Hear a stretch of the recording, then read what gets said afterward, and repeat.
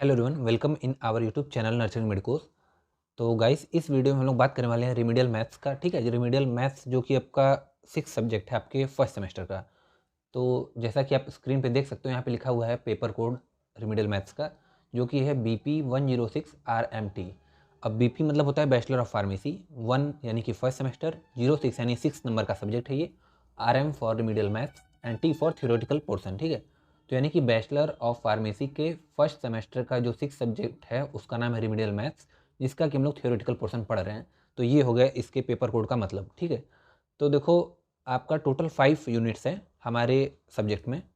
तो 5 unit total आपको पढ़ना है, जिसमें कि अगर मैं इस वीडियो में आपको फर्स्ट यूनिट की बात करूं तो फर्स्ट यूनिट में 4 चैप्टर आपको दिया गया है। पहले चैप्टर का नाम है पार्शियल फ्रैक्शन, दूसरे का नाम है लॉगरिथम, तीसरे का फंक्शन और फोर्थ चैप्टर का हमारा नाम है लिमिट्स एंड कंटिन्यूटी। ठीक है, तो इस पर्टिकुलर वीडियो में हम लोग जो टॉपिक कवर करेंगे, आज का जो टॉपिक है, टुडेज टॉपिक, वो क्या है?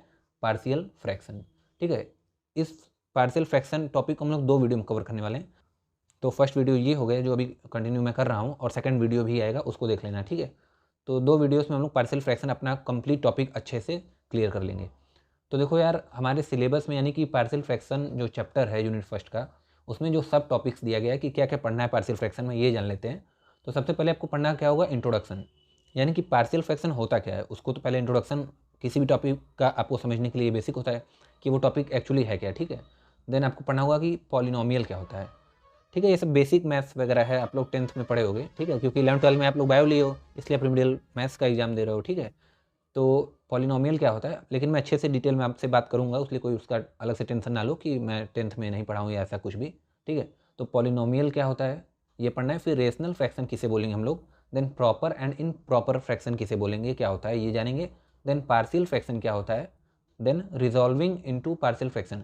कोई भी आपको गिवन अल्जेब्रिक एक्सप्रेशन या तो रेशनल एक्सप्रेशन दिया गया होगा, उसको कैसे सिंपलर पार्ट में, उसको कैसे ब्रेक डाउन करें या डिकम्पोज करें उसके सिंपलर पार्ट में, या उसके पार्शियल फ्रैक्शन में कैसे डिकम्पोज करें, ये हम लोग को पढ़ना होगा। यानी कि उसको रिजॉल्व करने में, उसको ट्रांसफर या कन्वर्ट करना है। ठीक है, फिर आपको पढ़ना होगा कि application of partial fraction in chemical kinetic and pharmacokinetics.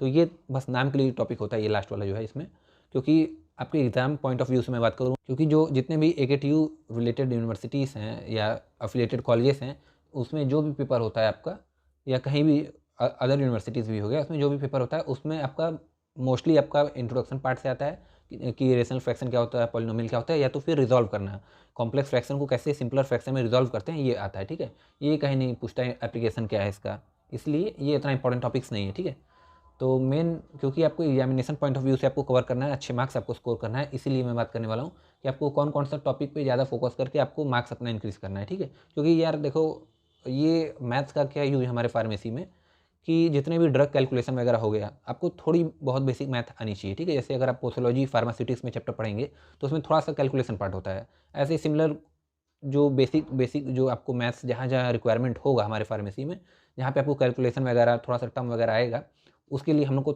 थोड़ी सी बेसिक मैथ्स आनी चाहिए। तो इसीलिए पढ़ाया जाता है हमें ये सब्जेक्ट। ठीक है, तो देखो यार, मेरा जो है वो 100 में से 98 मार्क्स था। ठीक है, 98 मार्क्स मेरा था आउट ऑफ 100। इसलिए मैं चाहता हूँ कि आप भी काफ़ी अच्छा स्कोर कर पाएँ अपने इस सब्जेक्ट में, क्योंकि यार ओवरऑल, क्योंकि अगर आप ये जो अदर सब्जेक्ट्स हम लोग बोल सकते हैं या एडिशनल सब्जेक्ट जो होते हैं, अगर इसमें स्कोर करते हो तो आपका जो परसेंटेज है वो काफ़ी अच्छा बढ़ सकता है। ठीक है, तो बिना टाइम ज़्यादा वेस्ट किए स्टार्ट करते हैं हम लोग अपना टॉपिक, पार्शियल फ्रैक्शन। तो पार्शियल फ्रैक्शन को समझने से पहले हमको जानना होगा कि फ्रैक्शन क्या होता है, जैसा कि हमारे टॉपिक का नाम है आज पार्शियल फ्रैक्शन। ठीक है, तो पार्शियल फ्रैक्शन समझने से पहले हमको जानना होगा कि फ्रैक्शन क्या है, फिर जानेंगे कि पार्शियल फ्रैक्शन क्या होता है। तो फ्रैक्शन क्या होता है कि any number that can be written in form of P/Q, ऐसा कोई भी नंबर जिसको हम लोग P/Q के फॉर्म में लिख सकें। ठीक है, जहाँ की P एंड Q आपका क्या हो गया, देखो P आपका न्यूमरेटर है, Q आपका डिनोमिनेटर है। ठीक है, न्यूमरेटर ऊपर होता है जो लिखते हैं हम लोग, और डिनोमिनेटर यानी डाउन साइड जो नीचे लिखते हैं वो डिनोमिनेटर होता है। ठीक है, तो P एंड जो Q होगा आपका वेयर, वो आपका होल नंबर होगा। अब होल नंबर क्या होता है? होल यानी कंप्लीट, पूरा। अब हिंदी में होल नंबर को बोलते हैं पूर्णांक संख्या, यानी कि 0 से लेकर 9 तक कंप्लीट, यानी 0 1 2 3 4 5 6 7 जितने भी काउंटिंग नंबर है वो, उसे हम लोग बोलते हैं होल नंबर। जबकि नेचुरल नंबर होता है काउंटिंग नंबर्स। कभी भी आप काउंटिंग करते हो तो 1 2 3 4 स्टार्ट करते हुए नहीं करते हो ना कि 0 1 2 3 4 ऐसा। तो नेचुरल नंबर यानी ऐसे नंबर जिसे हम लोग काउंट करते हैं जनरली। ठीक है, all counting number are natural number, where whether when we include zero in that, then it can be called as whole number. Okay, so whole number क्या हो गया आपका, नेचुरल नंबर विथ जीरो भी हम लोग बोल सकते हैं होल नंबर, यानी कि 0 1 2 3 4 5 6 ये सब। तो P और Q आपका होल नंबर होगा and Q do not equal to zero, क्योंकि अगर देखो P बाई क्यू है, ठीक है, जहाँ पे P एंड Q आपका होल नंबर है और Q जीरो नहीं होना चाहिए। अगर Q जीरो होगा तो क्या हो जाएगा कि डिनोमिनेटर में जीरो होगा, तो हमारी जो ओवरऑल वैल्यू आएगी वो अनडिफाइन होगी, ठीक है, हम लोग उसे डिफाइन नहीं कर पाते हैं, उसीलिए डिनोमिनेटर में जीरो नहीं होना चाहिए, ठीक है। जैसे अगर मैं एग्जाम्पल की बात करूँ तो यहाँ पे लिखा है, देखो यहाँ पे 2/3, तो 2 आपका एक होल नंबर है, 3 भी आपका होल नंबर है, और यहाँ पे जो डिनोमिनेटर में 3 है, जीरो तो लिखा नहीं है, 3 लिखा है, इसलिए ये आपका एक फ्रैक्शन है। और फ्रैक्शन कभी भी निगेटिव नहीं होता है, ठीक है, कभी ये नहीं सुने होगा कि -1/2 फ्रैक्शन। ये रेशनल नंबर माइनस में हो सकता है, there is a slight difference between rational number and fraction. Rational number में जो आपका पी एंड क्यू, उसको भी पी एंड क्यू के फॉर्म में लिखते हैं हम लोग, लेकिन पी एंड क्यू वहाँ पे इंटीजर होता है, और इंटीजर आपको पता है कि निगेटिव, जीरो और पॉजिटिव जितने भी नंबर होते हैं वो इंटीजर्स होते हैं। हालांकि उतने डिटेल में भी हम लोग को नहीं जाना है, ठीक है, बस बेसिक समझो कि फ्रैक्शन किसे कहते हैं। जैसे अगर मैं बोलूँ आपको, मैं एक पिज्ज़ा देता हूँ, इसका टोटल 4 पार्ट है, और मैं आपको इसमें से एक पार्ट आपको मैं खिला दिया, तो मैं पूछूंगा कि आप कितना पार्ट खाए हो टोटल में से, तो आप बताओगे कि मैं 1 पार्ट मुझे मिला है खाने के लिए टोटल 4 पार्ट में से, यानी कि आप बोलेंगे 1/4 पार्ट मैं इस पिज्जे का खाया हूँ, ठीक है। और मैं बोलूँगा कितना बचा रह गया उसमें, तो आप बताओगे कि टोटल, क्योंकि 4 पार्ट था उसमें से मैं 1 पार्ट में खाया, तो बचा 3 पार्ट, और टोटल कितने पार्ट किए गए थे, 4 पार्ट, इसलिए 3/4 पार्ट आपका ये हम लोग बोलेंगे कि बचा हुआ है। तो ये हो गया कि फ्रैक्शन किससे बोलते हैं हम लोग। अब बात करने वाले हैं कि पार्शियल फ्रैक्शन क्या होता है। जैसा कि टॉपिक था पार्शियल फ्रैक्शन, तो फ्रैक्शन समझ लिए, अब बात करेंगे पार्शियल यानी क्या, सिंपलर फॉर्म में उसको ब्रेक डाउन करना। पार्शियल यानी सिंपल पार्ट हम लोग बोल सकते हैं। देखो पार्शियल मतलब क्या हो गया, पार्ट्स। अब यानी कि कोई भी अगर हमें कॉम्प्लेक्स फ्रैक्शन या अलजेब्रिक एक्सप्रेशन दिया गया होगा, उसको हमको सिंपलर पार्ट में ब्रेक डाउन करना ही पार्शियल फ्रैक्शन कहलाता है। जैसा कि डिफिनेशन यहाँ पे देखो लिखा है कि डिकम्पोजिशन यानी कि break down of complex rational expression. कोई भी कॉम्प्लेक्स रेशनल एक्सप्रेशन दिया गया, रेशनल एक्सप्रेशन क्या होता है, देखो जैसे आपका मैं बोल दी यहाँ पे px/qx, ये आपका एक कॉम्प्लेक्स रेशनल एक्सप्रेशन है, इसको सिंपलर पार्ट में ब्रेक करना ही हमारा पार्शियल फ्रैक्शन कहलाता है। अब मुझे पता है आपको अभी रेशनल एक्सप्रेशन क्या है ये सब थोड़ा सा अभी डाउट है कि क्या होता है, अभी एक्चुअल नहीं क्लियर हुआ है, उसलिए शॉर्ट में एक बार फिर मैं समझाता हूँ। देखो कि जैसे अगर आपको मैं बोल दिया फ्रैक्शन, देखो यहाँ पे 3/5 है, ठीक है, अगर मैं थोड़ा सा पेन चेंज करूँ अपना, जैसे यहाँ पे देखो 3/5 लिखा है। अब 3/5 को लिखने का क्या तरीका है, मैं इसको 1/5 + 2/5 भी लिख सकता हूँ, क्योंकि अगर इसको मैं फिर से ऐड करूँ तो क्योंकि डिनोमिनेटर देखो सेम है दोनों, तो एलसीएम 5 ही हो जाएगा, और 2 + 1 करेंगे तो 3 हो जाएगा। यानी कि 3/5 को देखो हम लोग 1/5 + 2/5 भी लिख सकते हैं। तो इस 3/5 को हम लोग ब्रेक करके सिंपलर पार्ट में कैसे लिख दिए, 1/5 और 2/5 में। तो ये कहलाएगा आपका जो 1/5 और 2/5 है, इसको हम लोग बोलेंगे पार्शियल फ्रैक्शन ऑफ 3/5, ठीक है, यानी कि सिंपलर पार्ट ऑफ 3/5। तो ऐसे ही ये तो बात हो गया फ्रैक्शन का। अब इतना आसान तो आप डायरेक्ट भी कर सकते थे, ठीक है, ऐसे अगर दिया गया हो, अगर मैं आपसे बोल दूं जैसे कि 3/4 को कैसे लिख सकते हो, तो आप बोलोगे 1/4 + 2/4 लिख सकता हूँ मैं, तो 3/4 हो गया। तो ऐसे तो डायरेक्ट कर सकते हो, तो आपको अलग से चैप्टर पढ़ने की क्या जरूरत पड़ गई। इसलिए थोड़ा सा क्या है कि अब हम लोग को ये सिंपल को कन्वर्ट करने के लिए या ब्रेक करने के लिए नहीं पढ़ते हम लोग, इसमें हम लोग को एक्सप्रेशन जो रेशनल एक्सप्रेशन होता है उसको पढ़ने के लिए कि कैसे हम लोग सिंपलर पार्ट में ब्रेक कर पाएँ, ताकि हमें अगर डिफ्रेंसिएशन इंटीग्रेशन वगैरह करना हो, लैप्लास ट्रांसफॉर्म आगे पढ़ेंगे आप यूनिट में, ठीक है, तो उसको कैसे कन्वर्ट करने में ईजी हो जाता है थोड़ा सा, इसलिए हम लोग पार्शियल फ्रैक्शन पढ़ते हैं। बाकी काफ़ी एप्लीकेशन है मैथ्स में इसका। तो अगर देखो यहाँ पे जैसे मैं एग्जाम्पल की बात करूँ, देखो जैसे ये लिखा है x-5/(x-3) × x-4, ठीक है। अब इसको कैसे मैं कन्वर्ट करके ऐसे लिख सकता हूँ 2/(x-3) - 1/(x-4), इसको मैं कैसे ऐसे लिख दिया, ये चीज़ सीखते हैं हम लोग इस अपने चैप्टर में, ठीक है। हाउ यही लिखा है कि कैसे हम लोग इसको इस फॉर्म में कन्वर्ट कर लिए। ये हमारा एक अलजेब्रिक एक्सप्रेशन दिया गया था। अलजेब्रिक एक्सप्रेशन मतलब क्या, कि ऐसा एक्सप्रेशन जिसमें हम लोग कांस्टेंट वेरिएबल एक्सपोनेंट टर्म हो, उसे हम लोग बोलते हैं अलजेब्रिक एक्सप्रेशन। जैसे मैं बोल दूँ 2x/3x + 2, तो ये आपका एक अलजेब्रिक एक्सप्रेशन हो गया। जैसे 2x - 2 × x+1, तो ये सब कॉमन अलजेब्रा आप लोग पढ़े होंगे थोड़ा बहुत, 6, 7, 8 में होता है, addition of algebra, division of algebra, ये सब, ठीक है। तो यही चीज़ है। तो इसको हम लोग कैसे, इस कॉम्प्लेक्स पार्ट को कैसे हम लोग इस सिंपलर पार्ट में ब्रेक कर लिए, इसके कैसे पार्शियल फ्रैक्शन में इसको कन्वर्ट कर लिए, ये हम लोग इस चैप्टर में करने वाले हैं या समझने वाले हैं, ठीक है। तो देखो ये तो हमारा इंट्रोडक्शन हो गया कि पार्शियल फ्रैक्शन क्या था।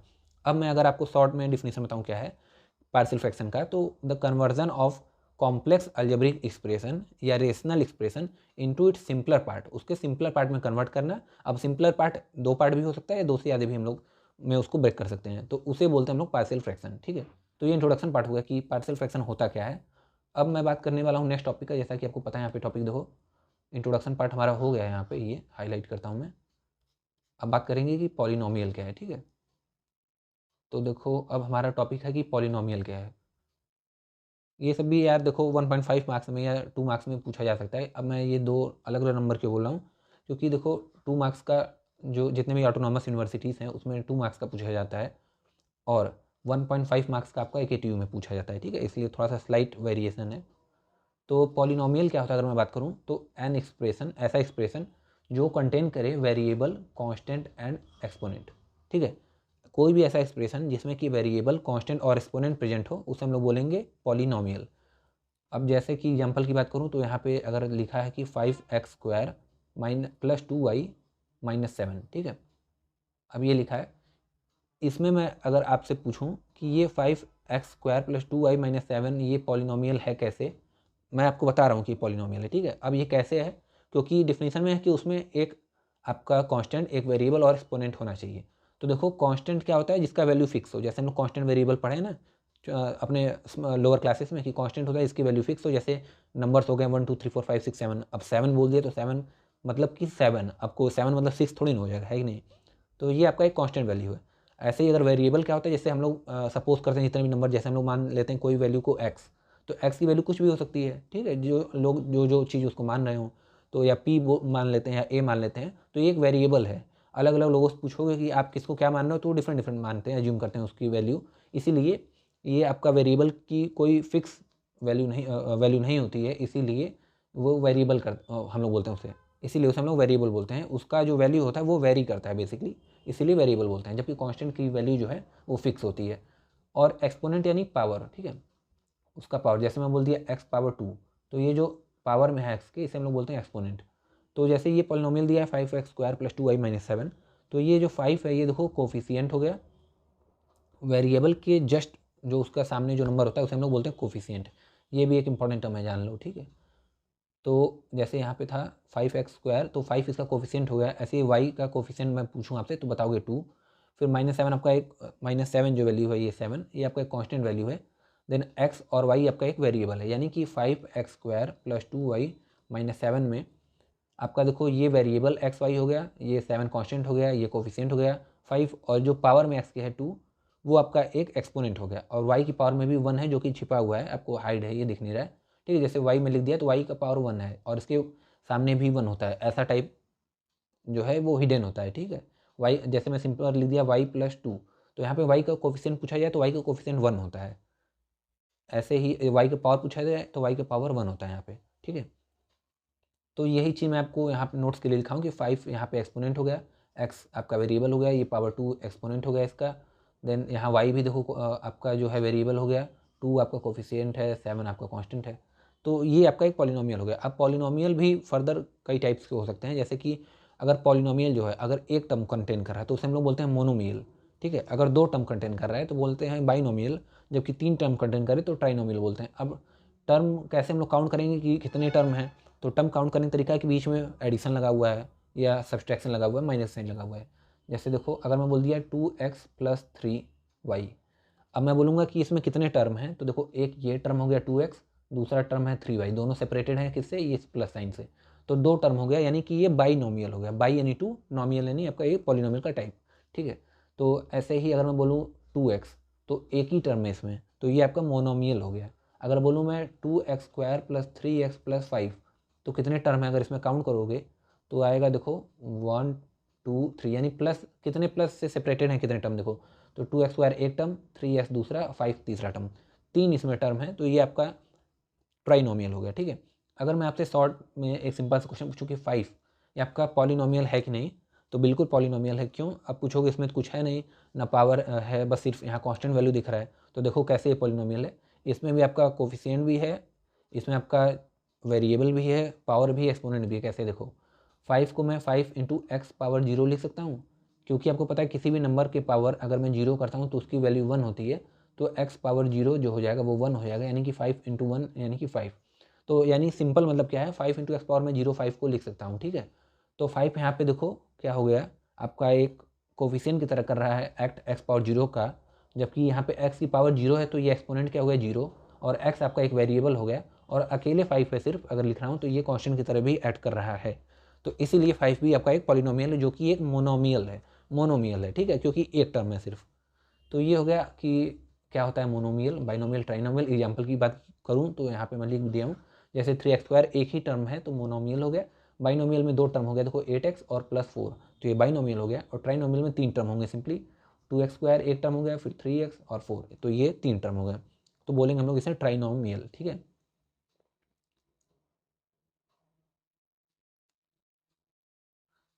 अब बात करूँ कि डिग्री ऑफ पॉलिनोमियल, किसी भी पॉलिनोमियल की हम लोग डिग्री को कैसे डिफाइन करेंगे, कैसे बताएंगे कि पॉलिनोमियल कितने डिग्री का है। तो देखो highest degree of the individual term in the polynomial, किसी भी पॉलिनोमियल में जो हाईएस्ट डिग्री होगा, हाईएस्ट मतलब सबसे बड़ी वाली डिग्री जो होगी, तो ओवरऑल पॉलिनोमियल की डिग्री भी वही हो जाएगी। जैसे अगर मैं बात करूँ, देखो यहाँ पे 2x² + 3x, ठीक है। अब ये देखो पॉलिनोमियल है, अब पूछो कौन सा, तो ये बाइनोमियल है क्योंकि 2 टर्म है यहाँ पे, ठीक है। तो अब अगर मैं आपसे इसकी डिग्री की बात करूँ, तो डिग्री देखो, डिग्री हम लोग हमेशा पावर से मिलाते हैं, वेरिएबल का जो पावर होता है उससे, ठीक है। तो वेरिएबल यहाँ पे x है, यहाँ भी x है, और पावर इसका x की पावर 1 है, यहाँ x की पावर 2 है। तो हमारे डेफिनेशन में था कि पॉलिनोमियल की डिग्री कैसे डिफाइन करेंगे, हाईएस्ट डिग्री देखेंगे, ठीक है। तो हाईएस्ट डिग्री कितना है, देखो 1 और 2 में 2 बड़ा है, तो हाईएस्ट डिग्री 2 है, और 2 के लिए हम लोग टर्म बोलते हैं क्या, क्वाड्रेटिक। अगर वही हाईएस्ट टर्म अगर 1 होता, अगर मैं लिख देता 3x + 1, तो यहाँ पे देखो 1 इंटू एक्स की पावर 0 लिख सकता हूँ, यहाँ पे 0 हो गया एक्स की पावर, यहाँ पे एक्स की पावर 1 हिडन है, तो 0 और 1 में कौन बड़ा है, 1 बड़ा है।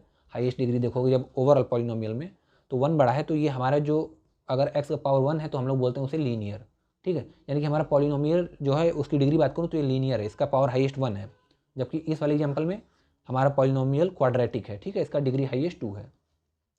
तो वही चीज़ यहाँ पे लिखा है कि जैसे देखो, अगर मैं सिंपली बस 2 लिखता हूँ, तो 2 को मैं 2 इंटू एक्स पावर 0 लिख सकता हूँ, और हाईएस्ट डिग्री जब देखोगे तो हमेशा मैं बताया वेरिएबल की डिग्री देखोगे तो वेरिएबल x है, और 2 इसका कोफिशिएंट है या कांस्टेंट की तरह ऐड कर रहा है, तो x का जो वेरिएबल इसका पावर देखोगे 0 है, तो जब डिग्री 0 होगी तो हम लोग बोलते हैं कांस्टेंट पॉलिनोमियल, ठीक है।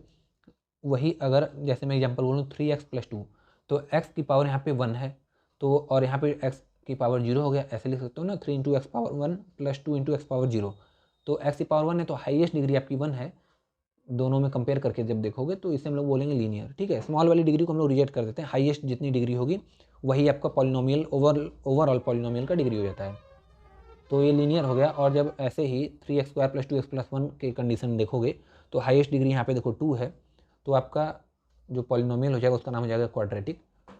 सिमिलरली इसीलिए देखते हो क्वाड्रेटिक इक्वेशन जो होता है हमारा ax² + bx + c के फॉर्मेट में होता है, ठीक है, क्योंकि यहाँ पे हाईएस्ट जो पॉलिनोमियल की डिग्री होती है वो 2 होती है, और यहाँ पे बोला जाता है कि a do not equal to 0, अगर a की वैल्यू यहाँ पे 0 कर देते हैं हम लोग, जैसे अगर हमारा ax² + bx + c ये हमारा एक्सप्रेशन है फॉर क्वाड्रेटिक पॉलिनोमियल, ठीक है, या क्वाड्रेटिक इक्वेशन। देखो इक्वेशन और एक्सप्रेशन में थोड़ा सा डिफरेंस होता है, ये आपका बोलेंगे हम लोग क्या है, एक्सप्रेशन है, क्या बोलेंगे, एक्सप्रेशन। इसको, इस एक्सप्रेशन को अगर मुझे इक्वेशन बनाना हुआ तो मैं कैसे बनाऊंगा, इसके इक्वल टू अगर मैं 0 कर दिया तो ये हमारा सिंपल सा इक्वेशन बन गया, ठीक है। तो अगर ये पॉलिनोमियल जो है ये क्वाड्रेटिक पॉलिनोमियल के लिए बेसिक कंडीशन है, और इसमें बोला जाता है कि ए की वैल्यू 0 नहीं होनी चाहिए, ए जो कोफिशिएंट है इसका वैल्यू 0 नहीं होना चाहिए, अगर 0 हो गया, मान लो ये 0 टर्म पूरा हो गया, तो आपका पॉलिनोमियल बस बचेगा bx + c। तो जब bx + c बच रहा है, तो bx + c में अगर मैं पूछूँ इस पॉलिनोमियल में हाईएस्ट डिग्री क्या है, तो आप बताओगे x का डिग्री यहाँ पे 1 दिख रहा है, तो हाईएस्ट 1 हो गया, ठीक। तो अब तो ये लीनियर हो गया, क्वाड्रेटिक रह नहीं गया, इसीलिए हमेशा बोला जाता है कि ए की वैल्यू 0 नहीं होनी चाहिए, अगर 0 हो जाएगा तो जो क्वाड्रेटिक पॉलिनोमियल था वो लीनियर में कन्वर्ट हो जाता है, ठीक। तो अब हम लोग बात करते हैं, देखो पॉलिनोमियल क्या होता है, इसकी डिग्री की बात कर ली हम लोग, और हम लोग टाइप्स की बात कर ली कि मोनोमियल, बाइनोमियल, ट्राइनोमियल वगैरह क्या होता है।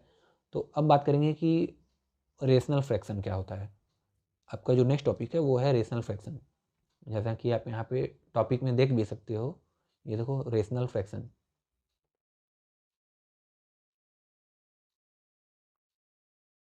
तो फ्रैक्शन, क्योंकि रेशनल फ्रैक्शन है तो fraction where both the numerator and denominator are rational number. Rational fraction क्या होता है, जहाँ पे, क्योंकि फ्रैक्शन न्यूमरेटर और डिनोमिनेटर तो होगा ही, तो ऐसा फ्रैक्शन जिसमें न्यूमरेटर और डिनोमिनेटर रेशनल नंबर हो या तो फिर पॉलिनोमियल हो, उसे हम लोग बोलते हैं रेशनल फ्रैक्शन। ठीक है, जैसे मैं बात करूँ यहाँ पे देखो, रेशनल नंबर क्या होता है कि मैं आपको पहले ही बता दिया, रेशनल नंबर और फ्रैक्शन में थोड़ा सा डिफरेंस होता है। रेशनल नंबर आपका निगेटिव हो सकता है, जैसे मैं बोलूँ -1/2, इट इज़ अ फ्रैक्शन और रेशनल नंबर, तो आप बोलेंगे ये रेशनल नंबर है। क्यों? क्योंकि रेशनल नंबर में जो p/q होता है, p/q जो फॉर्मेट होता है उसमें जो p एंड q होता है वो इंटीजर होता है, और इंटीजर आपका निगेटिव, जीरो, पॉजिटिव तीनों होता है। तो क्योंकि निगेटिव है देखो ये, तो निगेटिव आपका सिर्फ रेशनल नंबर में आ सकता है, इसलिए ये रेशनल नंबर है। फ्रैक्शन कभी भी निगेटिव नहीं होता है। कभी सुने हो कि -3/4 पार्ट मेरे पास है, ऐसा तो होता नहीं है, इसीलिए ये आपका रेशनल नंबर है। तो 1/2 जो है आपका, जैसे यहाँ पे देखो, तो ये आपका एक रेशनल फ्रैक्शन है।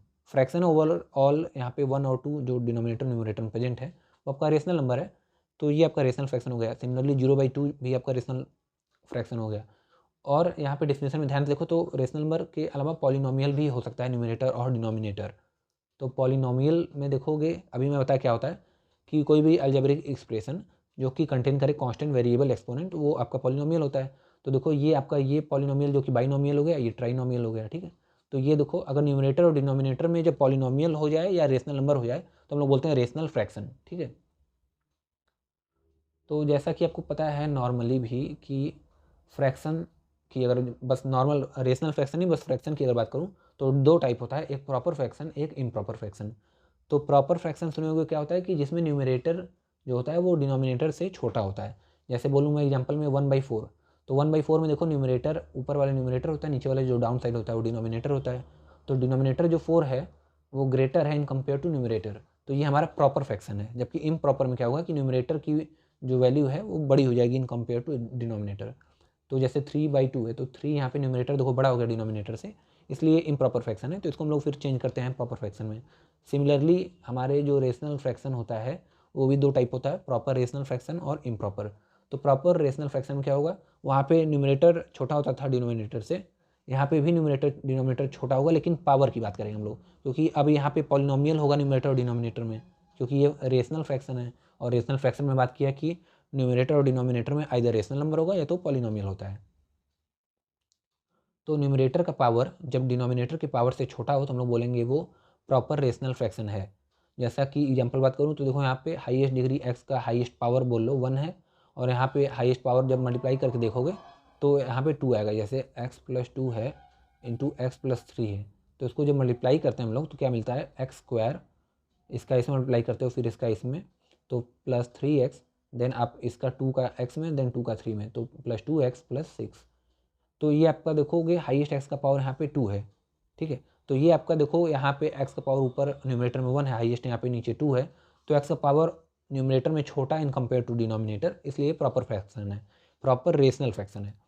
और इम्प्रॉपर रेशनल फ्रैक्शन की बात करूँ तो अपोजिट हो जाएगा, न्यूमरेटर का पावर बड़ा हो जाएगा, डिनोमिनेटर का पावर छोटा हो जाएगा। जैसे बोल दूँ x³ + 1 अपॉन यहाँ पे x² + 2x+3। अब यहाँ पे देखो एक्स का हाईएस्ट पावर 2 है और न्यूमरेटर में हाईएस्ट पावर 3 है, तो न्यूमरेटर का पावर जो है वो ज़्यादा है इन कंपेयर टू डिनोमिनेटर के पावर से, इसलिए हमारा ये इम्प्रॉपर रेशनल फ्रैक्शन होता है। अब देखो हम लोग जब पार्शियल फ्रैक्शन जो निकालते हैं, फाइंड आउट करते हैं जब, तो हमेशा हम लोग प्रॉपर रेशनल फ्रैक्शन का फाइंड आउट करते हैं। ठीक है, इम्प्रॉपर फ्रैक्शन का हम लोग रेशनल नंबर फाइंड आउट नहीं कर सकते हैं डायरेक्टली।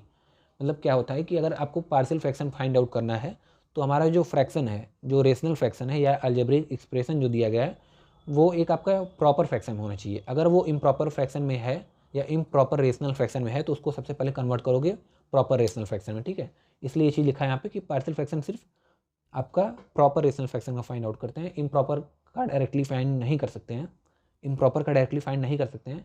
ठीक है, उसको पहले सबसे पहले प्रॉपर में कन्वर्ट करोगे, देन आप उसको फाइंड आउट करोगे उसका पार्शियल फ्रैक्शन। ठीक है, तो आगे आने वाले वीडियोस में हम लोग बात करेंगे कैसे improper fraction, improper partial fraction का कैसे फाइंड आउट करेंगे। ठीक है, तो देखो टॉपिक आपका अगर देखो यहाँ पे, तो ये देखो यहाँ पे रेशनल फ्रैक्शन क्या होता है कवर हो गया, प्रॉपर फ्रैक्शन क्या होता है, इम्प्रॉपर फ्रैक्शन क्या होता है ये भी कवर हो गया, पार्शियल फ्रैक्शन क्या होता है ये भी हम लोग समझ लिए। अब बात करने वाले हैं finally resolving into partial fraction, जो कि आपका मेन इंपॉर्टेंट टॉपिक है for examination point of view. ठीक है, 10 मार्क्स में, 12 मार्क्स में आपका, या 8 मार्क्स में हो गया, 7 मार्क्स में हो गया, ये हमेशा पूछता रहता है। ठीक है, तो अब इसमें 4 केसेस बनते हैं बेसिकली। तो हम लोग बात करने वाले हैं कि कैसे रिजॉल्व करेंगे, कैसे ब्रेक डाउन करेंगे कॉम्प्लेक्स फ्रैक्शन को उसके सिंपलर पार्ट में।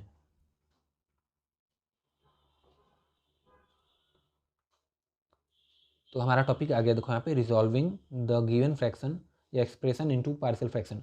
किसी भी टॉपिक किसी भी कॉम्प्लेक्स फ्रैक्शन को या दिए गए एक्सप्रेशन को कैसे उसके पार्शियल फ्रैक्शन में बदलने वाले हैं, उसके लिए हम लोग कैसे करेंगे, तो अब ये बात करने वाले हैं। ठीक है, जैसा मैं बताया आपको, ये आपका हो गया एक क्या अलजेब्रिक एक्सप्रेशन। अब ये चेक करो कि, क्योंकि अब फाइंड आउट कर रहा हो तो अब देखो कि ये पार्शियल जो फ्रैक्शन कन्वर्ट करना है, फाइंड आउट करना है जिसका, तो प्रॉपर रेशनल फ्रैक्शन है कि इम्प्रॉपर है। क्योंकि मैं बताया इम्प्रॉपर है तो उसको प्रॉपर कन्वर्ट करना होता है, डायरेक्टली फाइंड आउट नहीं कर सकते हो। तो चेक करो प्रॉपर है कि नहीं। तो देखोगे यहाँ पे एक्स का हाईएस्ट डिग्री या हाईएस्ट पावर 1 है, और यहाँ पे एक्स इससे मल्टीप्लाई करोगे, जब ओपन करोगे इसको ओवरऑल मल्टीप्लाई करोगे तो x square plus 3x plus 2x plus 6 आएगा। ठीक है, फर्दर ये 3x प्लस 2x जुड़ के 5x हो जाएगा। तो यहाँ पे हाईएस्ट पावर x का 2 है, देखो। ठीक है, तो यानी कि डिग्री जब देखोगे तो ये आपका क्वाड्रेटिक पॉलिनोमियल है और ये आपका लीनियर पॉलिनोमियल है। यानी कि x का जो पावर है, न्यूमरेटर का जो पावर है, वो छोटा है डिनोमिनेटर के पावर से, तब ये प्रॉपर रेशनल फ्रैक्शन है। इसीलिए हम लोग इसका पार्शियल फ्रैक्शन फाइंड आउट कर सकते हैं। तो अब कैसे फाइंड आउट करना है वो बात करें, तो फाइंड आउट करने के लिए always see denominator before resolving into partial fraction. उसके पार्शियल फ्रैक्शन में कन्वर्ट करने से पहले हमेशा पहला रूल क्या है, जिस भी क्वेश्चन में आपको अगर दिया गया है कि पार्शियल फ्रैक्शन में इसको रिजॉल्व करो या डिकम्पोज करो पार्शियल फ्रैक्शन में गिवन एक्सप्रेशन को, तो सबसे पहला रूल क्या है कि आप उसको देखो, उसके डिनोमिनेटर को देखो। ठीक है, तो वही चीज़ यहाँ पे लिखा है कि see denominator before resolving into partial fraction. अब ऐसा क्यों है, क्योंकि डिनोमिनेटर को देख के ही पता चलेगा कि कौन सा रूल एंड रेगुलेशन फॉलो करना है हमें। तो denominator can be in 4 form. अब जब डिनोमिनेटर को देखोगे तो देखोगे कि डिनोमिनेटर जो होता है वो 4 फॉर्म में मिल सकता है आपको, case 1, case 2, then case 3 and case 4।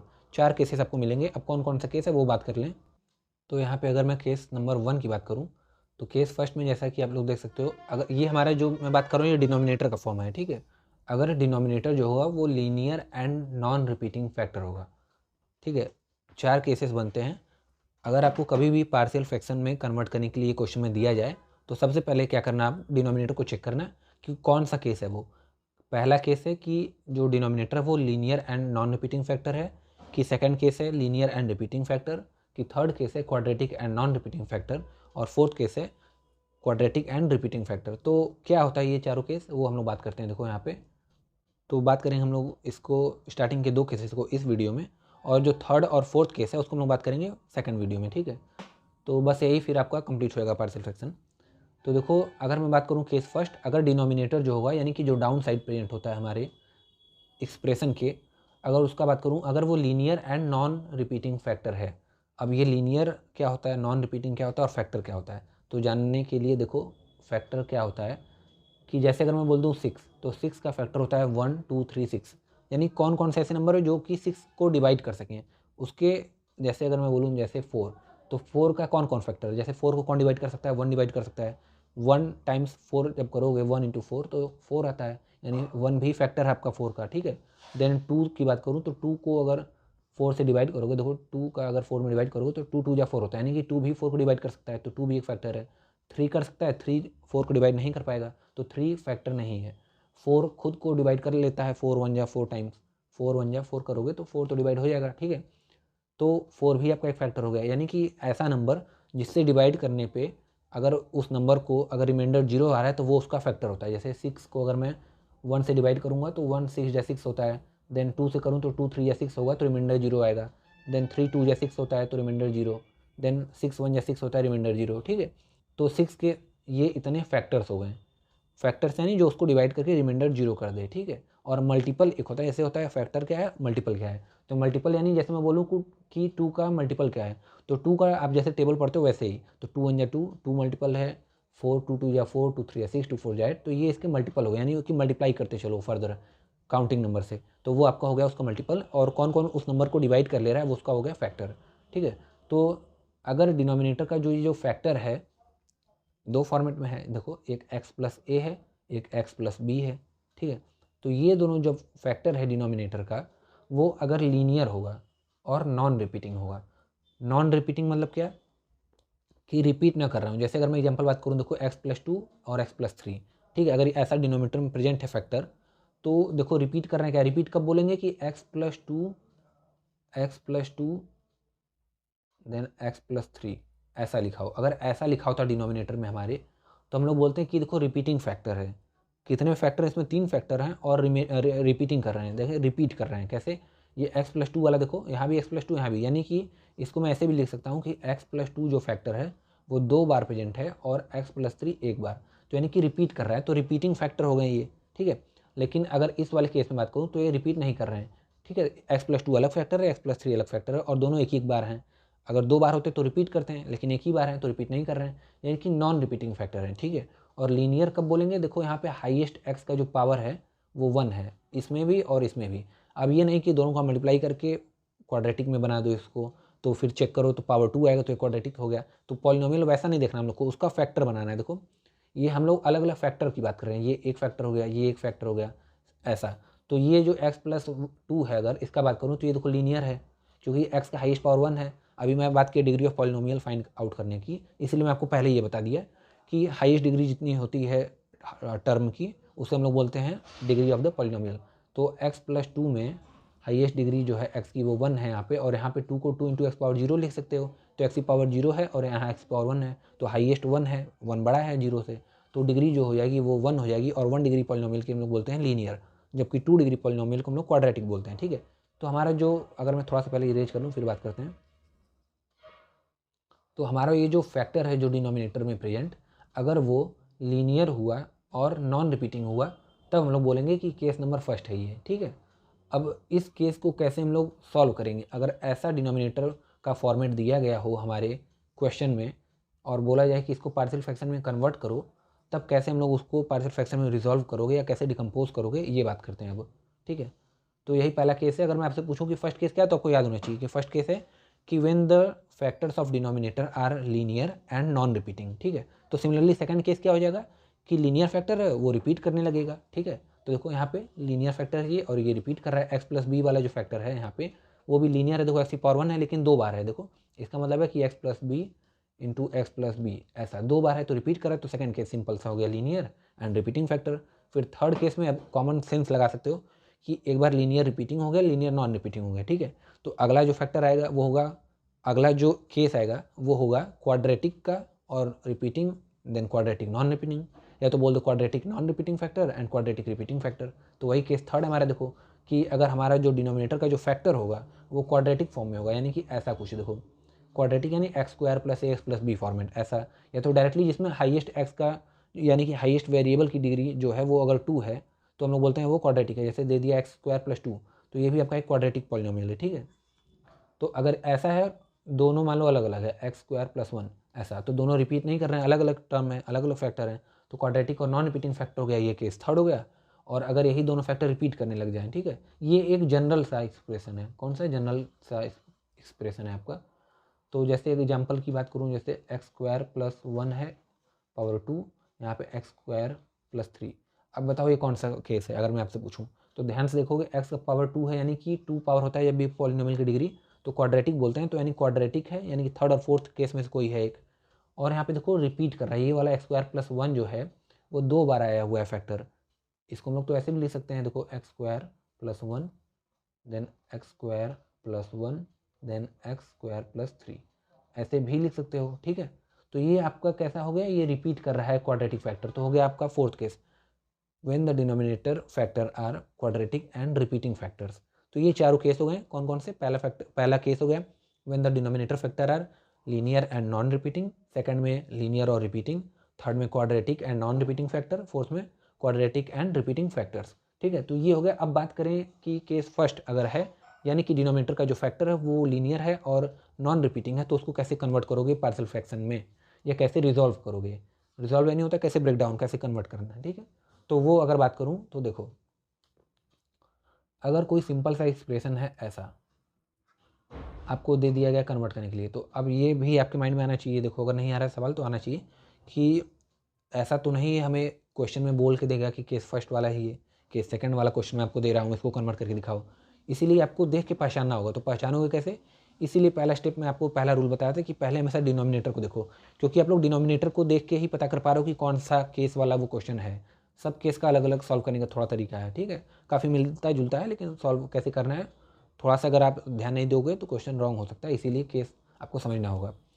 तो अगर ये पहला केस की बात करूँ, कैसे पहला है ये, देखो यहाँ पे डिनोमिनेटर का जो फैक्टर है वो नॉन रिपीटिंग है और लीनियर फैक्टर है, और न्यूमिनेटर में कुछ भी वैल्यू हो सकता है, बस आपका डिनोमिनेटर के डिग्री से ज़्यादा नहीं होना चाहिए, न्यूमिनेटर का पावर या डिग्री बोल लो, ठीक है, क्योंकि अगर ज़्यादा हो जाएगा तो आपका इम्प्रॉपर फ्रैक्शन हो जाएगा, इम्प्रॉपर रेशनल फ्रैक्शन, फिर उसको कन्वर्ट करोगे क्योंकि डायरेक्टली उसको पार्शियल फ्रैक्शन में रिजॉल्व नहीं कर सकते हैं, ठीक है। तो देखो यहाँ पे अगर कोई जनरल सा टर्म बात करूँ, यहाँ पे न्यूमिनेटर है और डिनोमिनेटर में x प्लस ए एक्स प्लस बी दो टर्म दिया गया है, ठीक है, और ये आपका अलग अलग फैक्टर्स हैं, यानी कि नॉन रिपीटिंग है और लीनियर है क्योंकि x की पावर 1 है। तो पहला केस हो गया। अब इसको कन्वर्ट करने के लिए क्या करना है, क्योंकि दो यहाँ पे फैक्टर है तो दो टर्म आएगा, दो कांस्टेंट टर्म। तो एक फैक्टर के पहले ऊपर कांस्टेंट लिख दोगे ए, कोई भी ए भी मान लो या पी क्यू मान लो, ऐसा तो ए भी मान लेते हैं। तो अगर देता हूँ मैं, जैसे मान लो एग्जाम्पल, जैसे इसी को अच्छा कंटिन्यू करो, जैसे ए अपॉन एक्स प्लस ए हो गया, प्लस बीच में प्लस लगाना है, देन दूसरे फैक्टर के ऊपर कांस्टेंट लिख देना बी, ठीक है। अगर मैं एग्जाम्पल से बात करूँ, जैसे दे दिया मैं 2x plus 3 by x plus 1 into x plus 2, अगर ऐसा आपको एक्सप्रेशन दिया गया है, बोला जाए इसको कन्वर्ट करो पार्शियल फ्रैक्शन में, तो क्या करना है, क्योंकि फर्स्ट केस है लीनियर है और नॉन रिपीटिंग, तो क्या करना है, दो फैक्टर है तो दो कांस्टेंट होगा, एक कांस्टेंट मानना है, उसके नीचे आपका इस वाले फैक्टर को लिखना है एक्स प्लस 1, देन बीच में प्लस साइन लगाना, फिर ये फैक्टर को लिखना है एक्स प्लस 2, उसके ऊपर बी कांस्टेंट लगाना एक, ठीक है। तो ऐसा ये आपका एक जनरल टर्म हो गया कन्वर्ट करने का। तो अब देखो एग्जाम्पल से अगर मैं बात करूँ, वो तो आपका कॉमन एक्सप्रेशन हो गया किसी भी फर्स्ट केस वाले क्वेश्चन को सॉल्व करने का तरीका। तो अब और क्या करते हैं, इसके आगे ए बी की वैल्यू फाइंड करते हैं, ये तो कन्वर्ट कर लिए मान लो, फिर सॉल्व करेंगे इसको, ए एंड बी की वैल्यू फाइंड करेंगे, देन फिर वैल्यू पुट कर देंगे, तो आपका एक्सप्रेशन का सिंपलर फॉर्म में कन्वर्ट हो जाएगा वो, जैसा कि आपको मैं यहाँ पे दिखाया था। देखो ये देखो यहाँ पे, ये देखो जैसे ये एक्सप्रेशन दिया था ना, इसको हम लोग कैसे 2/x-3 और -1/x-4 कैसे लिख लिए, यही चीज़ हमको सीखना रहता है, ठीक, कैसे सिंपल पार्ट में ब्रेक कर लिए हम लोग। तो सॉल्व करते हैं इसको हम लोग, ये आपको एग्जांपल दिया गया है x-5/x-3 इंटू x-4, ठीक है। ब्रैकेट में अगर दो कोई भी इंटिटी में दो आपके जो टर्म्स हैं अगर क्लोज हैं, तो उसका मतलब है बीच में मल्टीप्लिकेशन का साइन है, ठीक है। तो अगर क्वेश्चन है कि रिजॉल्व द गिवन फ्रैक्शन या एक्सप्रेशन इनटू पार्शियल फ्रैक्शन, तो सबसे पहला स्टेप, मोस्ट इंपॉर्टेंट स्टेप क्या है कि आइडेंटिफाई करो द केस नंबर, कौन सा केस है चारों केस में। बाई कैसे करोगे, बाई वॉचिंग डिनोमिनेटर को देखना। तो आपको इतना देर से मैं बता रहा हूँ तो आप समझ में आ गया होगा कि डिनोमिनेटर में लीनियर फैक्टर हैं दोनों और नॉन रिपीटिंग है, क्योंकि दोनों अलग अलग फैक्टर हैं, ठीक है। तो ये नॉन रिपीटिंग लीनियर फैक्टर यानी केस नंबर 1 है। तो सबसे पहले आप यहाँ पता कर लिए कि केस नंबर ये फर्स्ट है। अब वहाँ मत लिखना यार पेपर में कि केस नंबर फर्स्ट है, ये आपको बस पता रहना चाहिए माइंड में कि केस फर्स्ट का ये सवाल है, तो इसको ऐसे हम लोग सॉल्व करेंगे अब, ठीक है। तो देखो अब तरीका क्या है, जैसे मैं आपको बताया कि x-5 लिखा है यहाँ पे upon x-3 bracket then x-4, ये क्वेश्चन आप लिखें। आप कैसे सॉल्व करोगे, इक्वल्स टू ए अपॉन, एक कांस्टेंट रखोगे ए अपॉन, ये दो फैक्टर था तो दो कांस्टेंट रखेंगे ए और बी, तो ए अपॉन एक फैक्टर कर देना x-3, देन बीच में प्लस साइन लगाना, फिर b अपॉन ये फैक्टर x-4, पहला स्टेप ये हो गया, ठीक है। अब दूसरा स्टेप क्या करना है यहाँ से, अब a और b की वैल्यू फाइंड आउट करनी है, ठीक है। तो x-5 upon x-3 times of x-4, ये आपका LHS है। देन अब RHS में आपको ये जो सॉल्व करो क्या करना है, अब इन दोनों का आपको एलसीएम लेना है। तो x-3 और x-4 का एलसीएम जो होता है, देखो x-3 और x-4 का एलसीएम लेना है, तो आपको ट्रिक क्या आप लगा सकते हो कि जो लेफ्ट हैंड साइड में है, जैसा क्वेश्चन में है, जो डिनोमिनेटर में है वो डायरेक्ट आप यहाँ पे लिख देना x-3, देखो ये है ना x-3 इंटू x-4, तो ये डायरेक्ट इसका एलसीएम आ जाता है दोनों का। और निकालने का तरीका भी है, इसको एलसीएम निकालना है तो जैसे नॉर्मली अगर मुझे 4 और 6 का एलसीएम निकालना होता है तो क्या करते हैं, शॉर्टेस्ट नंबर से पहले इसको डिवाइड करते हैं, तो 2 2 या 4, 2 3 या 6, देन 2 1 या 2, देन 3 1 या 3, ऐसा करके। तो 2 2 या 4, 3 या 12 इसका एलसीएम आता है। सिमिलरली ये केस में भी ऐसे अप्लाई कर सकते हो, x-3 टाइम्स 1 ले जाओगे, देन x-4 टाइम्स 1 ले जाओगे, तो इन दोनों का मल्टीप्लाई करते हो, जैसे यहाँ पे 2 2 या 4 कर रहे हो ना, मल्टीप्लाई कर रहे हो, तो ऐसे इसको भी मल्टीप्लाई करो तो ये आपका एलसीएम आता है, ठीक है।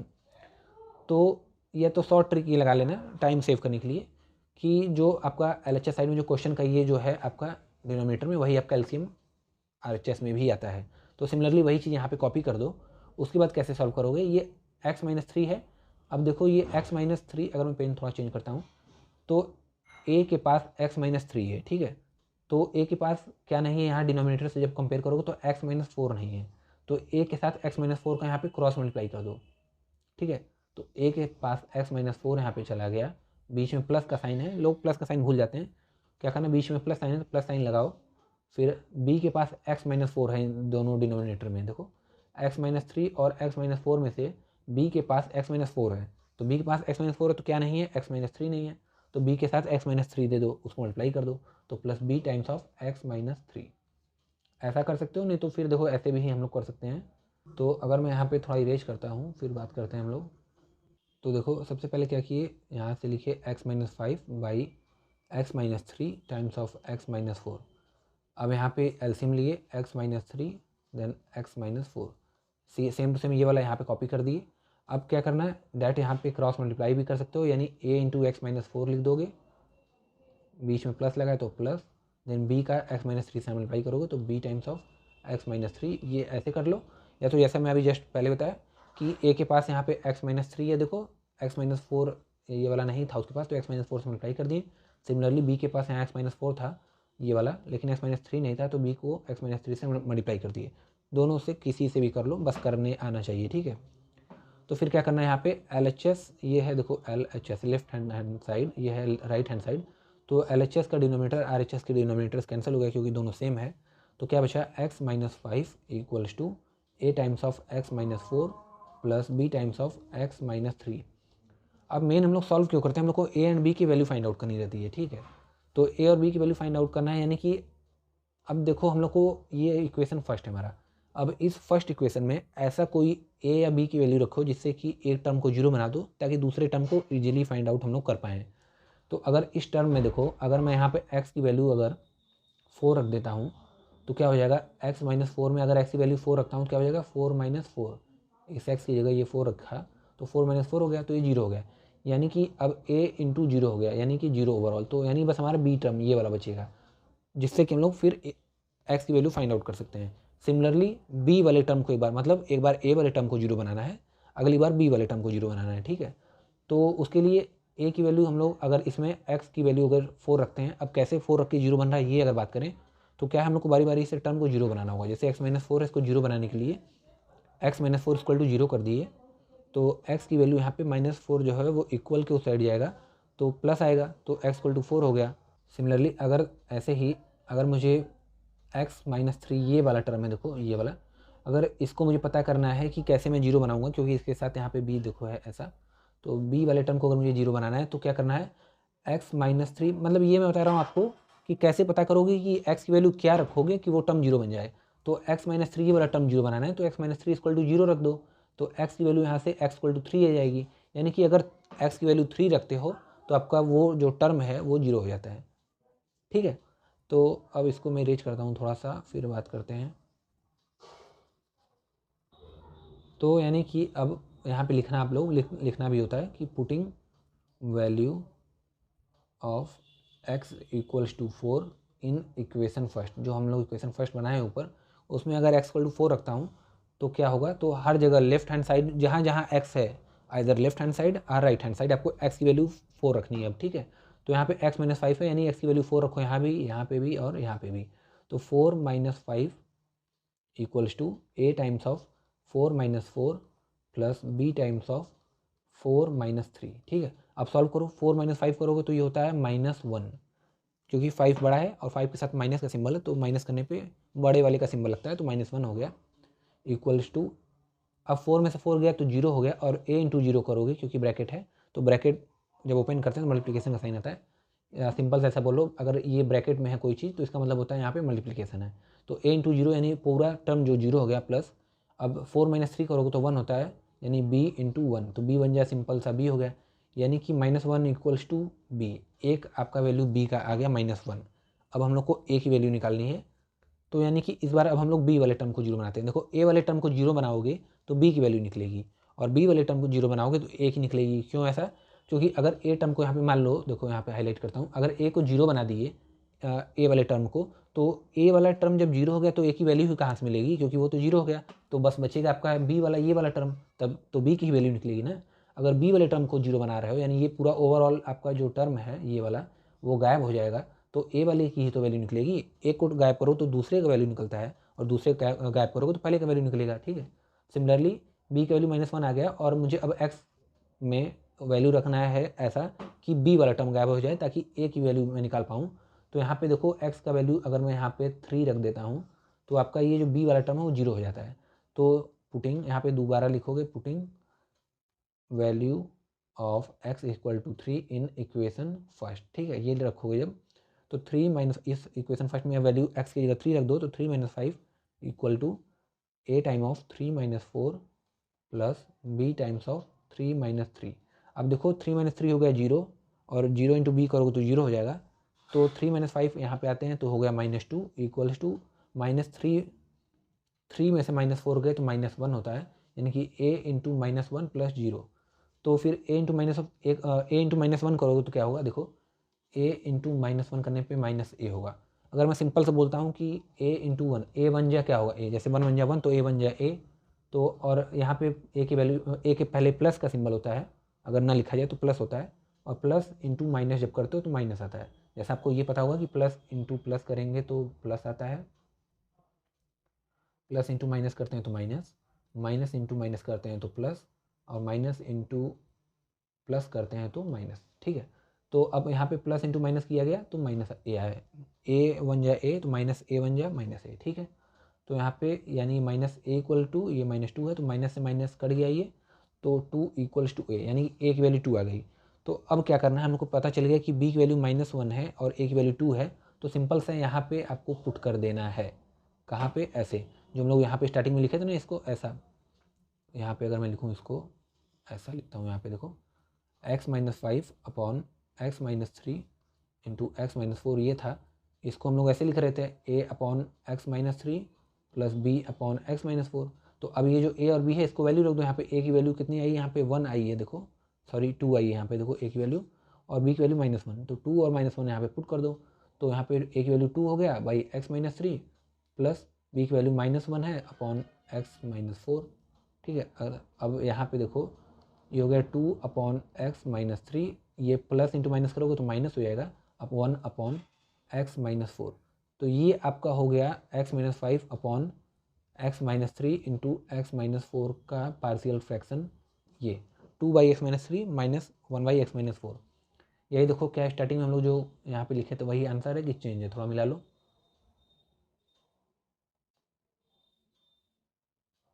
ये देखो x-5/x-3 इंटू x-4 था, तो 2/x-3 माइनस 1/x-4, यानी कि यहाँ से a की वैल्यू देखो दिख रही है 2 है, और b की वैल्यू -1 है। क्यों? क्योंकि हम लोग रिजॉल्व करते हैं जब भी, तो आपको पता है हम लोग ऐसा फॉर्मेट में लिखते हैं ना, a बाई आपका एक फैक्टर हो गया प्लस b बाई एक फैक्टर हो गया, तो लेकिन यहाँ पे माइनस है, यानी कि यहाँ पे कोई टर्म b का माइनस में वैल्यू आई होगी तब ना प्लस माइनस मिलकर यहाँ पे ओवरऑल माइनस आ रहा है, जैसा कि हमें वैल्यू हम लोग फाइंड आउट भी किए, b की वैल्यू -1 आ रही थी, तो यानी कि ठीक है, यानी कि हमारा आंसर सही आया है।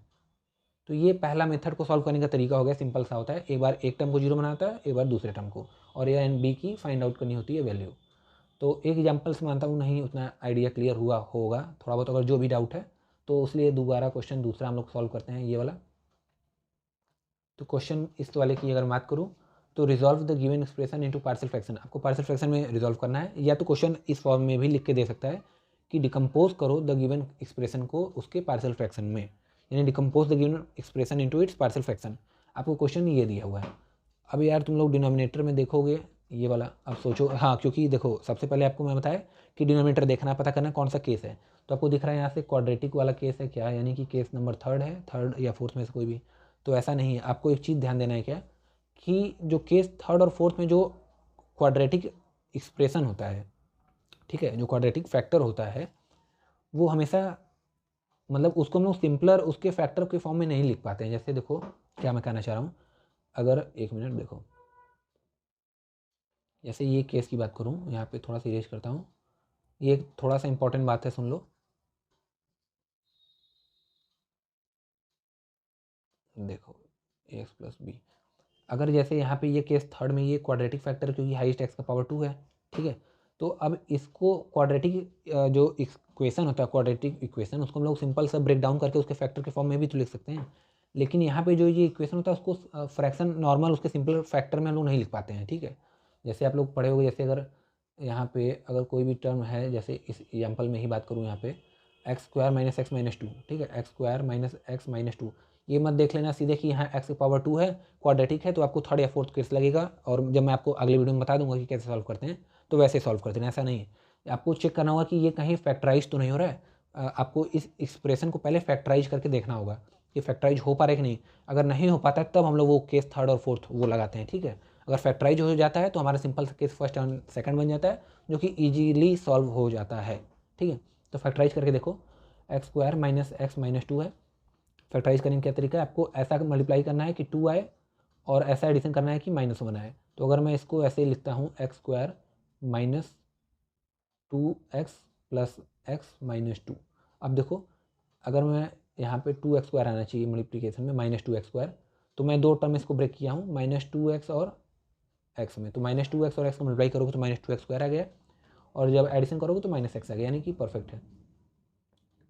तो यहाँ से x कॉमन लिया तो x minus two plus 1 common लिया तो x माइनस टू, या फिर इसको कॉमन कर लिया तो x plus 1 times then x minus two times, ठीक है, ऐसा।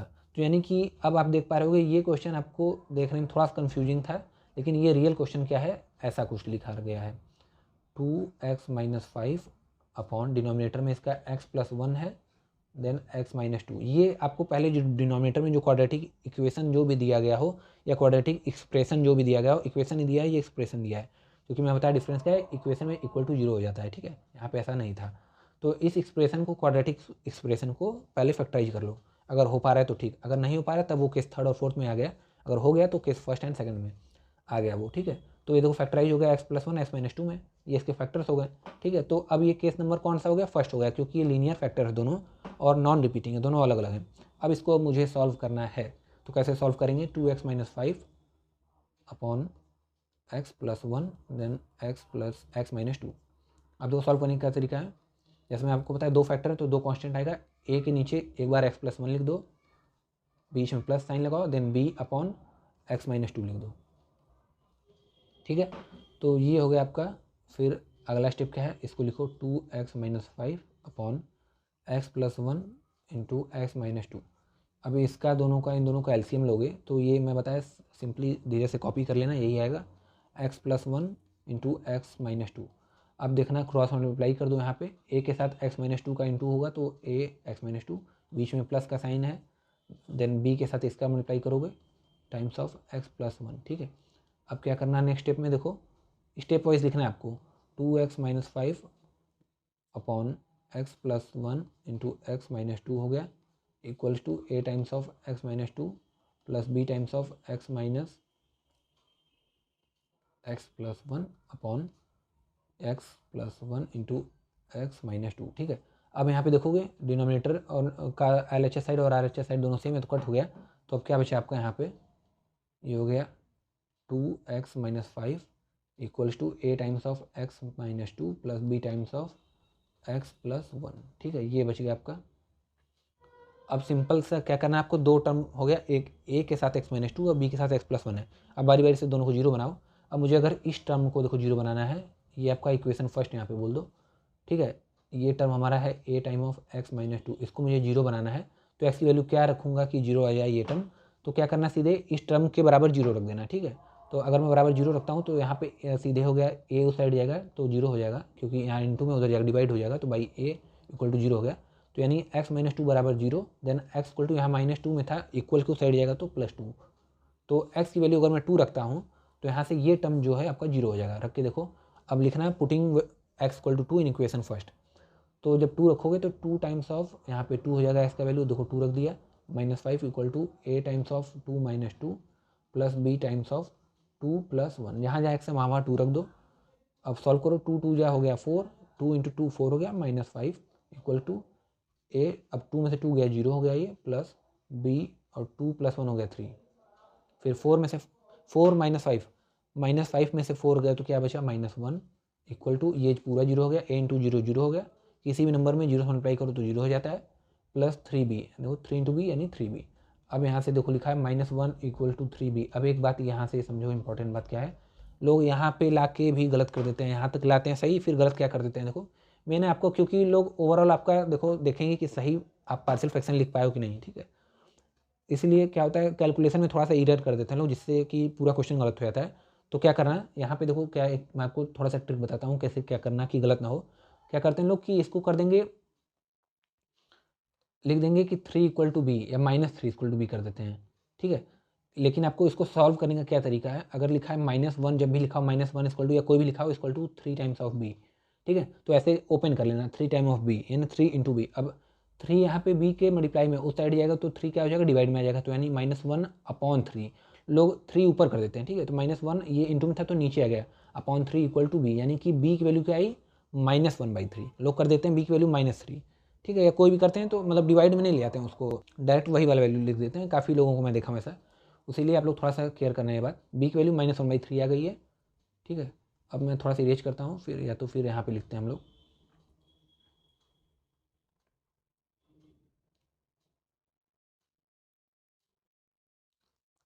देखो अब यहाँ पे मैं एक बार इस टर्म को हम लोग जीरो बना लिए हैं। अब इस बार हम लोग बनाने वाले हैं जीरो किसको, अपने इस टर्म को, b time x+1। b time of x+1 को जीरो बनाना है ताकि a वाले टर्म की वैल्यू निकाल पाएँ। तो ये b = 0 हो गया यहाँ से, तो फिर x+1 मतलब b = 0 ये मत कर देना कि b की वैल्यू 0 आ गई, ठीक है। ये टर्म को 0 बनाना है तो x की वैल्यू क्या रखूँगा मैं कि 0 हो जाए।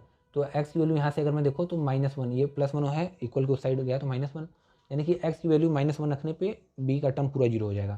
तो यहाँ पे रखते हैं और लिखता हूँ putting the value of x = -1 in equation first.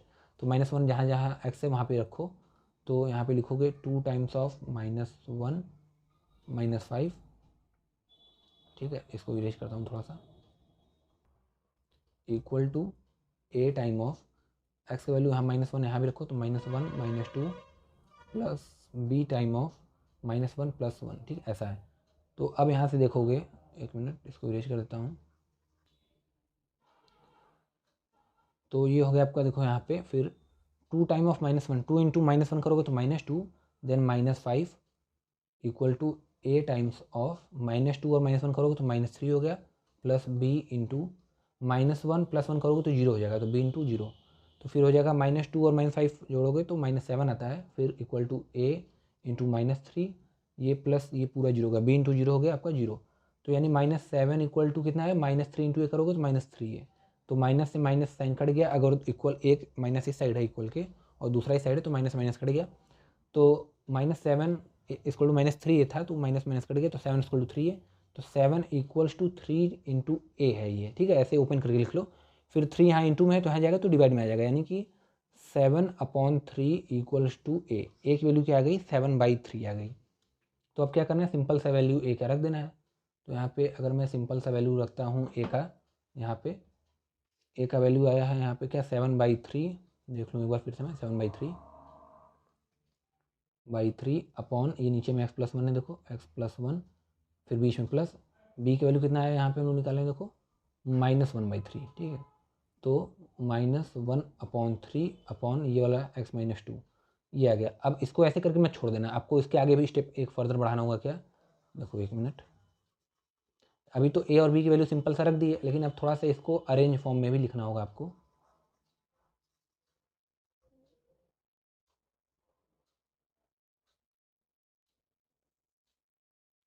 देखो अब क्या करना है, यहाँ पे ये 7/3 है तो ये 3 को आप डिनोमिनेटर में भेज देना, यहाँ पे /3 है डिनोमिनेटर में भेज देना, ठीक है। तो 7/3 डिनोमिनेटर में आ गया, फिर ब्रैकेट लगाना, x+1 लिख देना ये वाला, फिर प्लस -1/3 टाइम्स ऑफ x-2, ठीक है ऐसा। फिर अब यहाँ पे देखो ये प्लस है, ये प्लस है, ये माइनस है, तो प्लस माइनस माइनस हो गया, तो 7/3 times of x+1 -1/3 times of x-2। ये आपका ओवरऑल आपका पार्शियल फ्रैक्शन हो गया किसका, 2x-5 upon x+1 into x-2, या तो ऐसा भी अगर दिया हो 2x-5 divided by x² - x-2। तो ये हो गया सॉल्व करने का तरीका। अब आपको मैं एक सेल्फ प्रैक्टिस प्रॉब्लम देता हूँ SPP, ठीक है। इसको आप लोग सॉल्व करना है, जितना ज़्यादा प्रैक्टिस करोगे उतना ज़्यादा आपको कॉन्सेप्ट क्लियर होगा। तो इसको आपको फ्रैक्शन में कन्वर्ट करना है, फ्रैक्शन को, गिवन फ्रैक्शन को पार्शियल फ्रैक्शन कन्वर्ट करना है। क्या क्वेश्चन है, 1/1 minus Z into 1 minus 2z into 1 minus 3z। इसको कन्वर्ट करने का क्या तरीका शॉर्ट में बता देता हूँ। दो टर्म था तो दो कांस्टेंट लिए, तीन टर्म है तो a अपॉन 1 माइनस जेड करना plus b upon her term के हर फैक्टर के नीचे हर फैक्टर जो है उसके ऊपर के कांस्टेंट टर्म दे देना है। तो 1 minus 2z plus c upon 1 minus 3z। ऐसे अगर यहाँ एक और टर्म होता तो प्लस d अपॉन कर देते ऐसा, ठीक है, लेकिन है नहीं तो यहाँ तक रोक देंगे। फिर इन तीनों कैल्सियम लोगे, फिर left hand side denominator right hand side से कैंसिल हो जाएगा, फिर मल्टीप्लाई वगैरह करना, फिर बारी बारी से टर्म को जीरो बनाना, उसके बाद फिर वैल्यू फाइंड आउट करके पुट कर देना ABC की जगह जो वैल्यू आएगी। तो ये हो गया आपका केस नंबर फर्स्ट को सॉल्व करने का तरीका। बेसिक है यार, प्रैक्टिस करते करते आपको काफ़ी ईजी लगेगा। सबसे ईजी केस यही है, केस फर्स्ट और केस सेकंड। तो अब केस सेकंड या सेकंड केस की बात करूँ कैसे सॉल्व करना है। इसमें क्या होता है, मैं आपको बताया कि ये लीनियर फैक्टर और रिपीटिंग हो जाएगा इसका जो फैक्टर है। देखो x प्लस बी दो टाइम यहाँ पे है, ठीक है ऐसा। तो इसको कैसे पार्शियल फ्रैक्शन में रिजॉल्व करेंगे, तो कुछ अलग सा नहीं करना, थोड़ा सा इसमें स्लाइड चेंज क्या है आपका। इसका जो रूल है ये वाला ब्रैकेट में जो है वो रूल है। तो अगर आपको ऐसा फैक्टर कुछ दिया गया हो, ऐसा एक्सप्रेशन न्यूमरेटर टाइम अपॉन यहाँ पे x plus A then x plus b का होल स्क्वायर, तो ये आपका हो गया, यानी कि दो फैक्टर है। तो इसको क्योंकि मैं ऐसे भी ले सकता हूँ, देखो x प्लस ए डिनोमिनेटर में x plus B into x plus B ऐसा। तो देखो रिपीट कर रहा है दोनों फैक्टर, तो ये सेकंड केस हो गया। तो इसको सॉल्व करने का तरीका क्या है, जैसे यहाँ पे यानी कि तीन फैक्टर है, इसको ओपन करके ऐसे ही लिख सकते हैं हम लोग, ठीक है। तो तीन फैक्टर है तो तीन टर्म आपको लिखना होगा, तीन कांस्टेंट। तो एक बार इस फैक्टर के ऊपर यहाँ पे देखो, इस फैक्टर के ऊपर आपको कांस्टेंट लिखना है, देन इस फैक्टर के ऊपर ये वाला फैक्टर x प्लस बी है, देखो x प्लस बी का स्क्वायर है ना।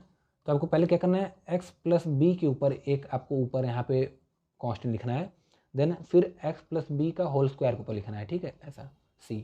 तो क्या करना है, ए के नीचे x बाई ए कर देना है, then b upon x plus b करना है, देन प्लस सी अपॉन एक्स प्लस बी का होल स्क्वायर कर देना है, ठीक है। देखो क्या कहने का क्या मतलब है, अगर मैं यहाँ पे आपसे बात करूँ, एक मिनट देखो, अगर यहाँ पे सिंपल सा अगर मान लो एग्जाम्पल दिया हो, लिखा गया हो कि x प्लस वन अपॉन, यहाँ लिखा है x प्लस टू, यहाँ x प्लस थ्री का स्क्वायर ऐसा। तो ये आपको समझ में आ रहा है केस सेकंड है, क्योंकि यहाँ एक फैक्टर ये वाला जो है रिपीट कर रहा है, यानी linear non linear repeating factor है ये। तो ये सेकंड केस है। तो इसको सॉल्व करने का तरीका क्या है, आपको सिंपल सा लिखना इक्वल टू a अपॉन ये वाला factor x plus two, then लिखना है b अपॉन ये वाला फैक्टर, स्क्वायर मत लगाना, बस x प्लस थ्री लिखना है, b upon x plus three, then एक और कॉन्स्टेंट लिखना c upon x plus three का होल स्क्वायर ऐसा, x प्लस थ्री का होल स्क्वायर ऐसा। अगर मान लो, अगर क्या हो जाता है, अगर यहाँ पे x power x plus three power cube होता तो क्या करते, एक और अगला टर्म लिखते D upon x plus three का होल क्यूब ऐसा टाइप, ठीक है। अगर मान लो ऐसा मैं दे दिया x upon x plus one का क्यूब ऐसा, बस ये दे दिया, तो अभी भी ये रिपीटिंग फैक्टर है और लीनियर फैक्टर है, यानी कि सेकंड केस है। तो क्या करते, यहाँ लिखते a अपॉन, पहले x प्लस वन लिखते बस, फिर बीच में प्लस लगाते, देन b लिखते अपॉन एक्स प्लस वन का होल स्क्वायर लिखते, धीरे धीरे डिग्री पे पहुँचते पावर पे, तो एक्स प्लस वन का होल स्क्वायर लिखते, फिर तीसरा टर्म लाते c upon x plus one का होल क्यूब ऐसा, ठीक है। ये ऐसे मेथड करके ए बी सी का वैल्यू फाइंड आउट करना था। अगर ऐसे पावर फोर होता तो then d upon x plus one की पावर फोर करते, ऐसे सिमिलर टाइप, ठीक है। अब कुछ आपको आइडिया लग रहा होगा। तो ये हो गया इसका कॉमन सॉल्व करने का तरीका। अब अगर मैं एग्जाम्पल से बात करूँ कैसे सॉल्व करते हैं इसको, देखो तो थोड़ा सा इरेज कर लेते हैं फिर बात करते हैं यहाँ पे। तो देखो यहाँ पे ये आपको क्वेश्चन दिया गया है। अब आपको यहाँ पे अगर ऐसा क्वेश्चन दिया गया है तो आपको सबसे पहले स्टेप फर्स्ट में आपको पता क्या करना है कि आइडेंटिफाई करना है कौन सा केस नंबर है। कैसे करोगे, डिनोमिनेटर को देखोगे, ठीक है। तो डिनोमिनेटर को जब देखोगे तो आपको पता चला ये केस नंबर कौन सा है, केस नंबर आपका केस सेकंड है। क्यों, क्योंकि यहाँ पे देखो फैक्टर ये दोनों है तो लीनियर लेकिन रिपीट कर रहा है, तो ये सेकंड केस हो गया। अब इसको कैसे सॉल्व करना है, तो इसको सॉल्व करने का तरीका क्या मैं बताया आपको, a अपॉन करना ये वाला फैक्टर x माइनस वन जो रिपीट कर रहा है उसको पहले उसका पावर वन करके लिखना, ठीक है। जैसे x माइनस वन का स्क्वायर यानी दो टाइम रिपीट कर रहा है x माइनस वन वाला फैक्टर, तो ये अपॉन x माइनस वन लिखना, प्लस फिर b लिखना अपॉन x माइनस वन दो बार है तो x माइनस वन का स्क्वायर, ठीक है। डायरेक्ट ऐसे स्क्वायर पे बताना, पहले एक बार उसको x माइनस वन लिखना, फिर x माइनस वन का whole square plus c upon अब ये वाला फैक्टर। अगर यहाँ क्यूब होता तो c upon x minus one का होल क्यूब लिखते, ठीक है। तो नहीं है, अब स्क्वायर देखे तो यहाँ पे रोक दिया गया, फिर c upon x plus two लिखना है, x प्लस टू ऐसा। तो अब इसको कैसे सॉल्व करना है फर्दर, देखो यहाँ पे मैं क्वेश्चन लिखता हूँ फिर से 4x + 5 अपॉन x - 1 का होल स्क्वायर x + 2। करते करते आपको प्रैक्टिस आइडिया हो जाएगा, ठीक है। तो a अपॉन x - 1 पहले बस लिखो प्लस b अपॉन, अब ये पूरा कंप्लीट लिखो, x - 1 का whole square plus c upon ये x + 2, ठीक है। ऐसा अब क्या करना है, सिंपल सा फिर सेम वैसे ही करना है आपको। यहाँ पे आपको क्या करना है, एलसीएम ले लेना है। तो ये फिर से लिख दो यहाँ पे 4x + 5 अपॉन x - 1 का होल स्क्वायर x + 2, ठीक है। तो अब इसमें देखो एलसीएम लेने का तरीका मैं बताया कि ये वाला जो है जस्ट यही कॉपी कर दो। तो ये एलसीएम ये वाला जो है यहाँ पे लिख दो, यहाँ पे x - 1 का होल स्क्वायर x + 2, ठीक है। अब क्या करना है आपको, क्रॉस मल्टीप्लाई कर लो, लेकिन इसमें थोड़ा सा आपको कन्फ्यूजिंग हो सकता है, इसलिए अब इस पर वैसा वाला करो जैसे मैं आपको बताया था कि किसके पास क्या है उसको छोड़ के जो नहीं है उसको उससे मल्टीप्लाई कर दो। जैसे यहाँ पे देखो a के पास यहाँ पे x - 1 है, इस वाले डिनोमिनेटर में देखो एलसीएम जो है हमारा, एलसीएम में a के पास x - 1 है, यानी एक x - 1 है, दो x - 1, इसको हम लोग ऐसे लिख सकते हैं ना, x - 1 इस चीज़ को, यानी एक x - 1 है तो एक नहीं है, तो एक x - 1 ये दे दो और एक ये वाला x + 2 दे दो a को। तो यानी a के पास क्या आ जाएगा, एक x - 1 आ जाएगा और x + 2 आ जाएगा, ठीक है। क्योंकि इसके पास एक ही x - 1 था, जबकि एलसीएम में दो है, तो एक x - 1 बच गया, वो दे दो और एक x + 2 दे दो इसको। प्लस b लगाओ, सिंबल प्लस का लगाओ, then b time of x - 1 का होल स्क्वायर, यानी देखो ये एलसीएम में थोड़ा सा इरेज करता हूँ।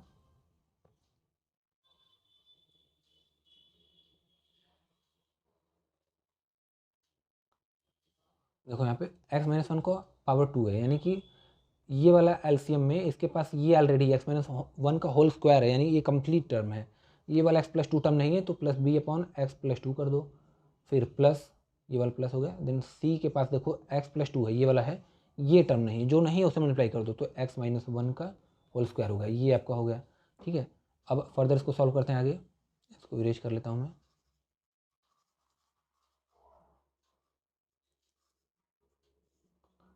अब सॉल्व करने का आगे क्या तरीका है, जैसे मैं बताया, अब देखो एलसीएम से एलसीएम काट दो, आपका दोनों साइड LHS = RHS, यानी कि डिनोमिनेटर कट हो जाएगा।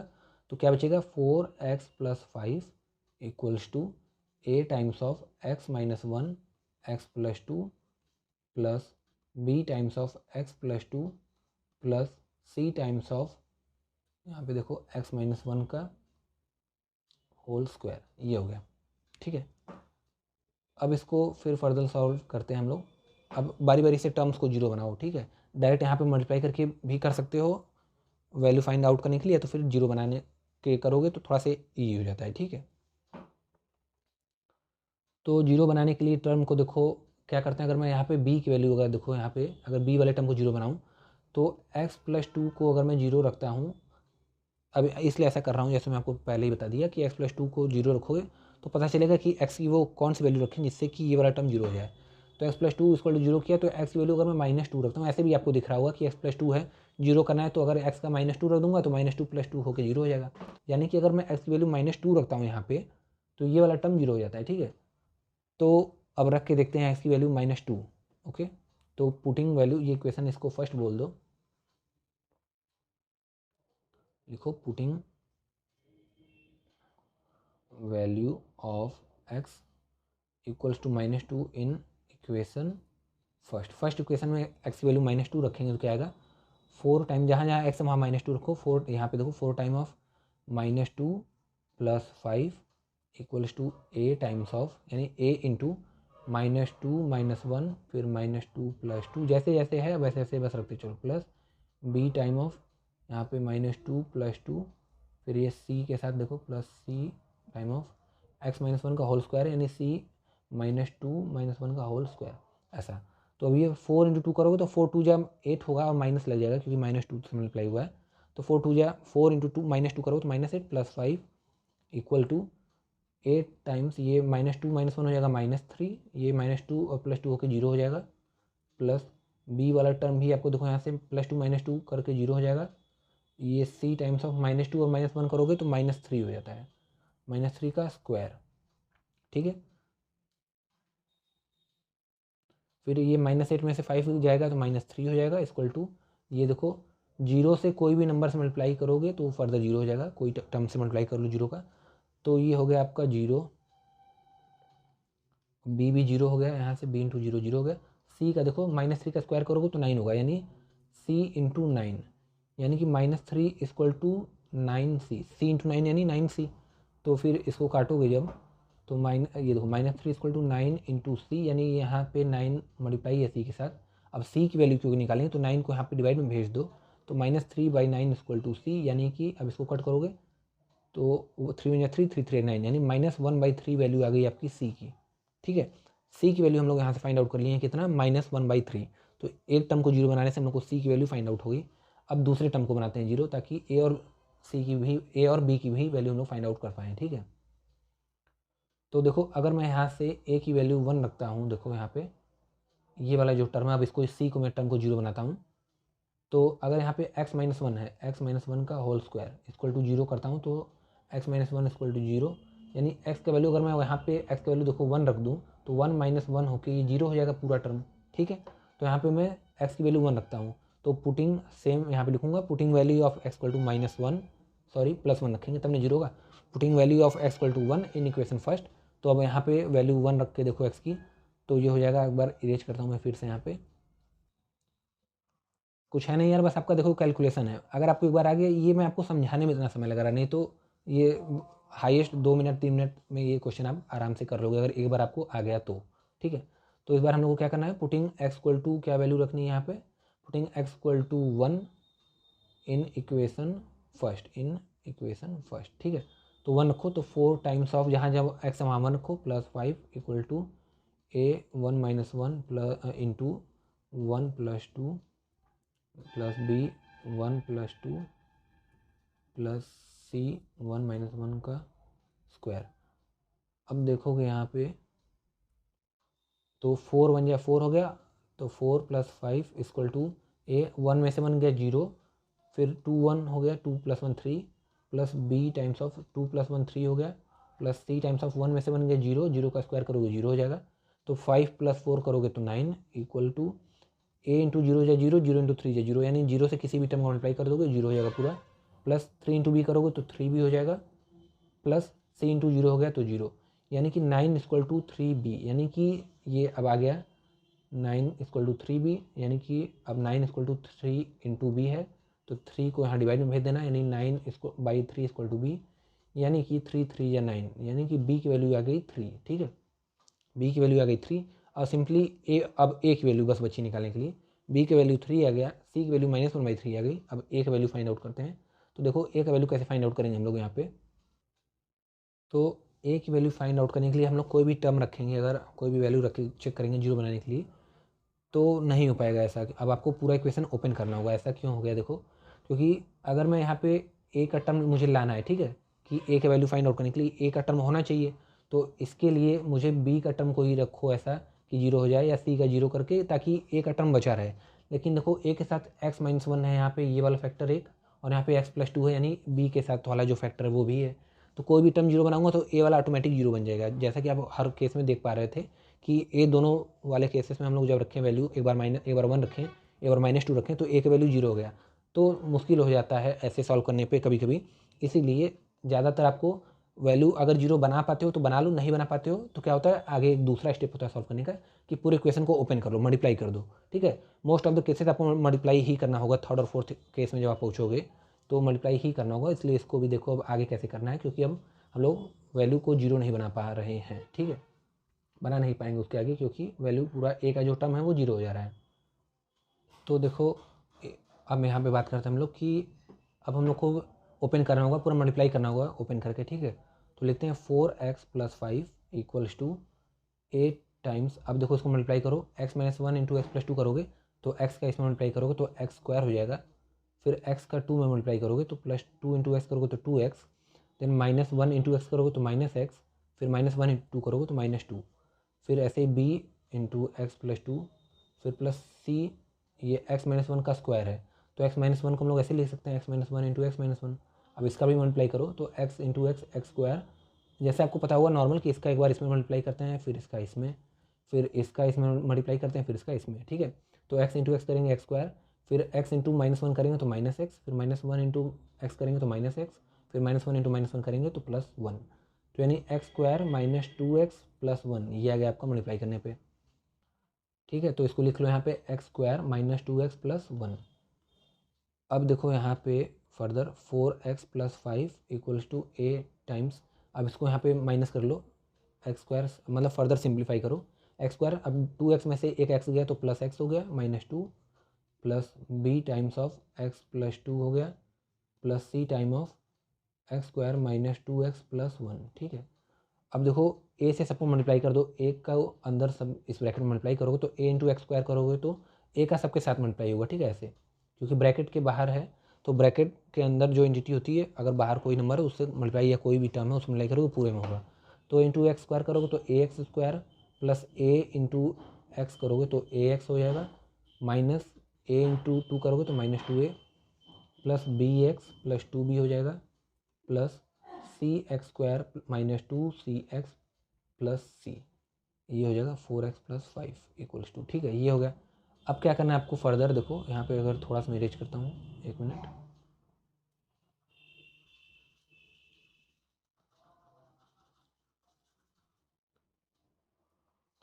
देखो यहाँ पे अब ये हो गया 4x प्लस 5 इक्वल्स टू, अब क्या करना है आपको, जो जो जैसे एक्स स्क्वायर का जितने भी टर्म है उसको एक पास कर लो, एक्स का जितने भी टर्म है उसको एक पास कर लो और जो कांस्टेंट है उसको एक पास कर लो। तो ए एक्स स्क्वायर यहाँ पे है और देखोगे सी एक्स स्क्वायर यहाँ पे, तो उसको एक पास लिख लो, एक्स स्क्वायर वाले टर्म्स को एक पास करो तो ए एक्स स्क्वायर प्लस सी एक्स स्क्वायर।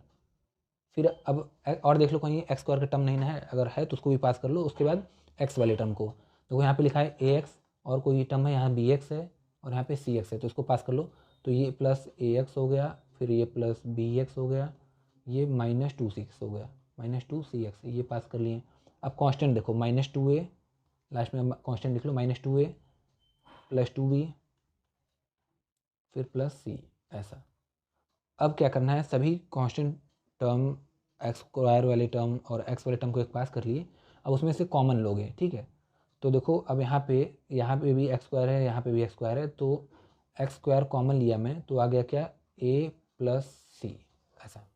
क्योंकि अगर मल्टीप्लाई कर लो फिर से देखो ए इंटू एक्स स्क्वायर करो तो एक्स स्क्वायर, फिर सी इंटू एक्स स्क्वायर करोगे तो प्लस सी एक्स स्क्वायर, यही बनेगा। तो अब क्या करना है आपको, एक पास करने के बाद कॉमन लेना है, तो एक्स स्क्वायर दोनों में देखो ए एक्स स्क्वायर और सी एक्स स्क्वायर में एक्स स्क्वायर कॉमन था तो मैं बाहर निकाल लिया उसको, तो ब्रैकेट में बचा आपका क्या, ए और सी, ए प्लस सी, ठीक है। सिमिलरली इसमें से अब मुझे कॉमन लेना है तो मैं यहाँ पे एक्स कॉमन है तीनों में देखो, तो एक्स बाहर लिखता हूँ, फिर बचा के आपका ब्रैकेट में लिखेंगे ए, यहाँ से बी एक्स में से एक्स कॉमन लिए तो बचेगा बस बी, फिर साइन के साथ लिखना है, फिर माइनस 2cx में से एक्स को कॉमन लोगे तो बचेगा माइनस 2c, ठीक है। फिर ऐसे ही यहाँ पे कुछ कॉमन नहीं होगा क्योंकि सब कांस्टेंट है, तो minus 2a plus 2b plus c, ये हो गया। अब यहाँ पे था 4x प्लस 5। अब देखो यहाँ पे मैं क्या ये लिख सकता हूँ, क्योंकि यहाँ पे x का मेरे पास टर्म है, कांस्टेंट वाला भी टर्म है, लेकिन यहाँ पे हमारे इस वाले एक्सप्रेशन में साइड में एक्स स्क्वायर का भी टर्म आ रहा है, जबकि एल साइड में ऐसा कुछ नहीं है। तो मैं कैसे लिख सकता हूँ, यहाँ पे 0x स्क्वायर प्लस ऐसा। अगर मैं किसी चीज़ में देखो, जैसे मैं लिख दिया 0x क्यूब, तो यानी कि 0 इंटू एक्स क्यूब, तो ओवरऑल तो 0 हो गया, ठीक है। तो इसलिए अगर मुझे किसी को टर्म बनाना है, कंप्लीट लिखना है, तो उसको मैं 0 टाइम्स ऑफ वो टर्म लिख सकता हूँ। अगर यहाँ पे मान लो एक्स क्यूब का एक्सप्रेशन होता है तो मैं यहाँ पे लिखता हूँ प्लस 0 इंटू एक्स का क्यूब, ऐसा। क्योंकि हम लोग ऐसा क्यों कर रहे हैं, क्योंकि मुझे अब यहाँ पे कंपेयर करना होगा कोफिशिएंट्स को, ठीक है, वेरिएबल के कोफिशिएंट को कंपेयर करना है, तो इसलिए मैं यहाँ पे कर लिया। अब मुझे स्क्वायर तक की जरूरत थी, इसलिए मैं यहाँ पे 0 इंटू एक्स स्क्वायर कर लिया, ठीक है। एक मिनट, थोड़ा सा बस मैं लैपटॉप अपना चार्ज लगा देता हूँ, थोड़ा सा बैटरी डिस्चार्ज हो गया है, ठीक है। तो क्या करना था, देखो आपको यहाँ पे वो वाले टर्म्स बनाने हैं यहाँ पे, जो कि क्योंकि कंपेयर करना होगा कोफिशिएंट को, तो यहाँ पे अगर एक्स स्क्वायर तक का टर्म है तो आपको यहाँ पे भी लेफ्ट हैंड साइड में भी वो वाले टर्म होने चाहिए। तो अगर नहीं है तो उसको 0 के साथ मल्टीप्लाई करके वो वाला टर्म बना लो। तो मैं यहाँ पे 0 into x square plus 4x plus 5 लिख देता हूँ। तो अब कंपेयर करना है, अब लिखोगे क्या, comparing coefficients of x square का कोफिशिएंट कंपेयर करोगे, फिर एक्स का कोफिशिएंट करोगे कंपेयर, और फिर कांस्टेंट को भी कंपेयर करके देखोगे, ठीक है। तो एक्स स्क्वायर का कोफिशिएंट कंपेयर करता हूँ मैं, तो जैसे मैं आपको बताया कोफिशिएंट क्या है, कि जैसे मैं लिख देता हूँ -3x, तो पूछूँ एक्स का कोफिशिएंट क्या है, तो हो गया -3, ठीक है। तो ऐसे अब यहाँ पे अगर मैं देखूँ एक्स स्क्वायर को क्या कोफिशिएंट है यहाँ पे लेफ्ट हैंड साइड में 0, तो इक्वल करो। अब राइट हैंड साइड में कोफिशिएंट एक्स स्क्वायर का क्या है, एक्स स्क्वायर का कोफिशिएंट क्या है, a प्लस सी, तो a प्लस सी बराबर 0, ठीक है। अब एक ही इक्वेशन से अब और भी बाकी कंपेयर कर सकते हो। जैसे मैं x का कोफिशिएंट कंपेयर करूँगा तो यहाँ x के साथ 4 है, इक्वल टू यहाँ पे क्या है x के साथ a plus B minus 2c, ऐसा। तो इसके साथ ये कोफिशिएंट है।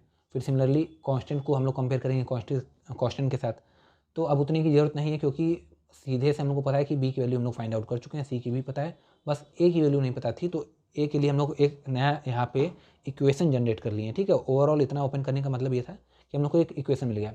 अब एक चीज़ ये है कि हम लोग डायरेक्ट, देखो क्या होता है कि जरूरी नहीं है कि हम लोग हमेशा टर्म को जीरो बना के ही सॉल्व करें। हम लोग अगर डायरेक्ट सिंपल फॉर्म में भी पूरा एक लाइन से ओपन कर दें तो हम लोग को 3 इक्वेशन मिलेगा और 3 वेरिएबल है, तो हम लोग आराम से इजीली फाइंड आउट कर सकते हैं। थोड़ा सा लोगों को इक्वेशन सॉल्व करने में प्रॉब्लम होता है, इसीलिए ये एक आता है बीच में लोग सॉल्व करते हैं ओपन करके, मतलब उसको जीरो बनाते हैं टर्म को, ठीक है। नहीं तो आप डायरेक्टली अगर जीरो नहीं बनाना चाहते हो डायरेक्ट, क्योंकि लास्ट में आपको ओपन करना पड़ ही रहा है, तो आप ओपन करके अगर कर सकते हो तो वो भी ज़्यादा बेटर रहेगा, ठीक है। थर्ड और फोर्थ केस में हम लोग को ओपन करके भी करना पड़ेगा, तो आपको धीरे धीरे उसकी भी प्रैक्टिस हो जाएगी। तो a प्लस सी हम लोग को एक एक्सप्रेशन या इक्वेशन मिल गया, a plus c equal to 0, जो कि इक्वेशन है। तो a की वैल्यू यहाँ से आपको दिख रही है कि प्लस सी उधर जाएगा तो हो जाएगा माइनस सी, यानी a की वैल्यू माइनस सी हो गई, यानी कि a की वैल्यू क्या हो गई माइनस सी। तो a की वैल्यू जो हो गई वो माइनस सी हो गया, ठीक है। तो अब c की वैल्यू पता है क्या, -1/3 हम लोग पहले निकाल लिए थे। तो यहाँ पे सिंपल सा रख दो, माइनस सी की वैल्यू जो था वो रख दो -1/3। तो अब देखो माइनस इंटू ये माइनस करोगे तो माइनस माइनस प्लस हो जाएगा, यानी कि 1/3, यानी a की वैल्यू जो है वो 1/3 हो जाएगी, ठीक है। तो हम लोग a की वैल्यू भी फाइंड कर लिए, b की वैल्यू भी और c की वैल्यू भी। तो अब बस ये क्या करना है, a b c की वैल्यू आपको इक्वेशन में यहाँ पे रख देना है। तो a का हो गया 1/3, b का 3 है, c का -1/3। तो यहाँ पे हम लोग अब रख के देखते हैं, यहाँ पे इसको इरेज करते हैं, फिर यहाँ से बात करता हूँ मैं आगे। देखो क्या है कि मैं थोड़ा फास्ट में भी बता सकता था आपको ये सब चीज़, और रिपीट ज़्यादा नहीं कर सकता था एक ही चीज़ बार बार, लेकिन क्या है मैं चाहता हूँ कि आपको कॉन्सेप्ट अच्छे से क्लियर पता चले, आपको कोई और फर्दर वीडियो ना देखना पड़े इसी टॉपिक पे ही, ठीक है। उसके थोड़ा सा वीडियो का ड्यूरेशन भी लंबा हो जा रहा है, तो उसके लिए थोड़ा सा सॉरी। बाकी मैं अपने तरफ से पूरी कोशिश कर रहा हूँ। तो देखो a की वैल्यू हम लोग निकाले हैं 1/3, c की वैल्यू था -1/3, और जबकि b की वैल्यू हम लोग निकाले हैं 3। यहाँ से एक बार फिर से मिला लेता हूँ। देखो a का है 1/3, c का -1/3 और b का है 3, ठीक है। b का 3, c का -1/3, a का 1/3। अब वहाँ पे बस वैल्यू रख दो, a की वैल्यू क्या रखो 1/3, तो 1/3 अपॉन ये हो जाएगा x-1 प्लस जहाँ जहाँ है देखो b की वैल्यू यहाँ पे रख दो क्या 3, तो 3 अपॉन ये रख दो x-1 का होल स्क्वायर प्लस c की वैल्यू है -1/3, तो -1/3 अपॉन x+2, ठीक है। अब इसको फर्दर कैसे लिख देना, ऐसे करके मत छोड़ना, थोड़ा सा क्या होता है मार्क्स वगैरह कट सकता है, कोई दिक्कत नहीं, लेकिन थोड़ा सा एक प्रॉपर फॉर्मेट में लिखा जाता है हर चीज़ यार, ठीक है। तो उस लिए आगे भी इसके लिखेंगे हम लोग कैसे।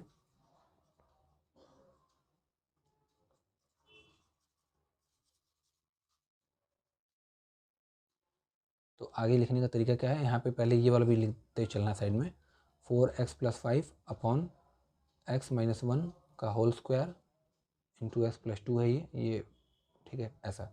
अब इसको क्या करना है, ये 3 को नीचे भेज देना डिनोमिनेटर में, तो 1/3 टाइम्स ऑफ x-1। अब क्यों डिनोमिनेटर में चला गया इसका भी एक रीज़न है, लेकिन उतना जाने की जरूरत नहीं आपको, बस आपका क्वेश्चन सॉल्व होना चाहिए, ठीक है। तो 1/3 times of x-1 plus 3/x-1 का होल स्क्वायर। अब ये प्लस इंटू माइनस करोगे तो माइनस हो गया, डायरेक्टली मैं लिखता हूँ, और ये 3 नीचे चला जाएगा, तो 1/3 टाइम्स ऑफ x+2 ये। तो ये ओवरऑल आपका आंसर फाइनल आया है, ठीक है। फाइनल पार्शियल फ्रैक्शन में जब हम लोग रिजॉल्व करेंगे अपने गिवन एक्सप्रेशन को, तो ये आंसर आएगा। और बस वैल्यू कभी भी पूछ लेता है कि वैल्यू क्या होगी ए बी सी की, तो ये हमारे वैल्यू ये नहीं है, वैल्यू हमारा ये वाला था जो यहाँ पे लिखे थे 1/3, 3 और -1/3, ठीक है। ये ओवरऑल आपका आंसर हो गया।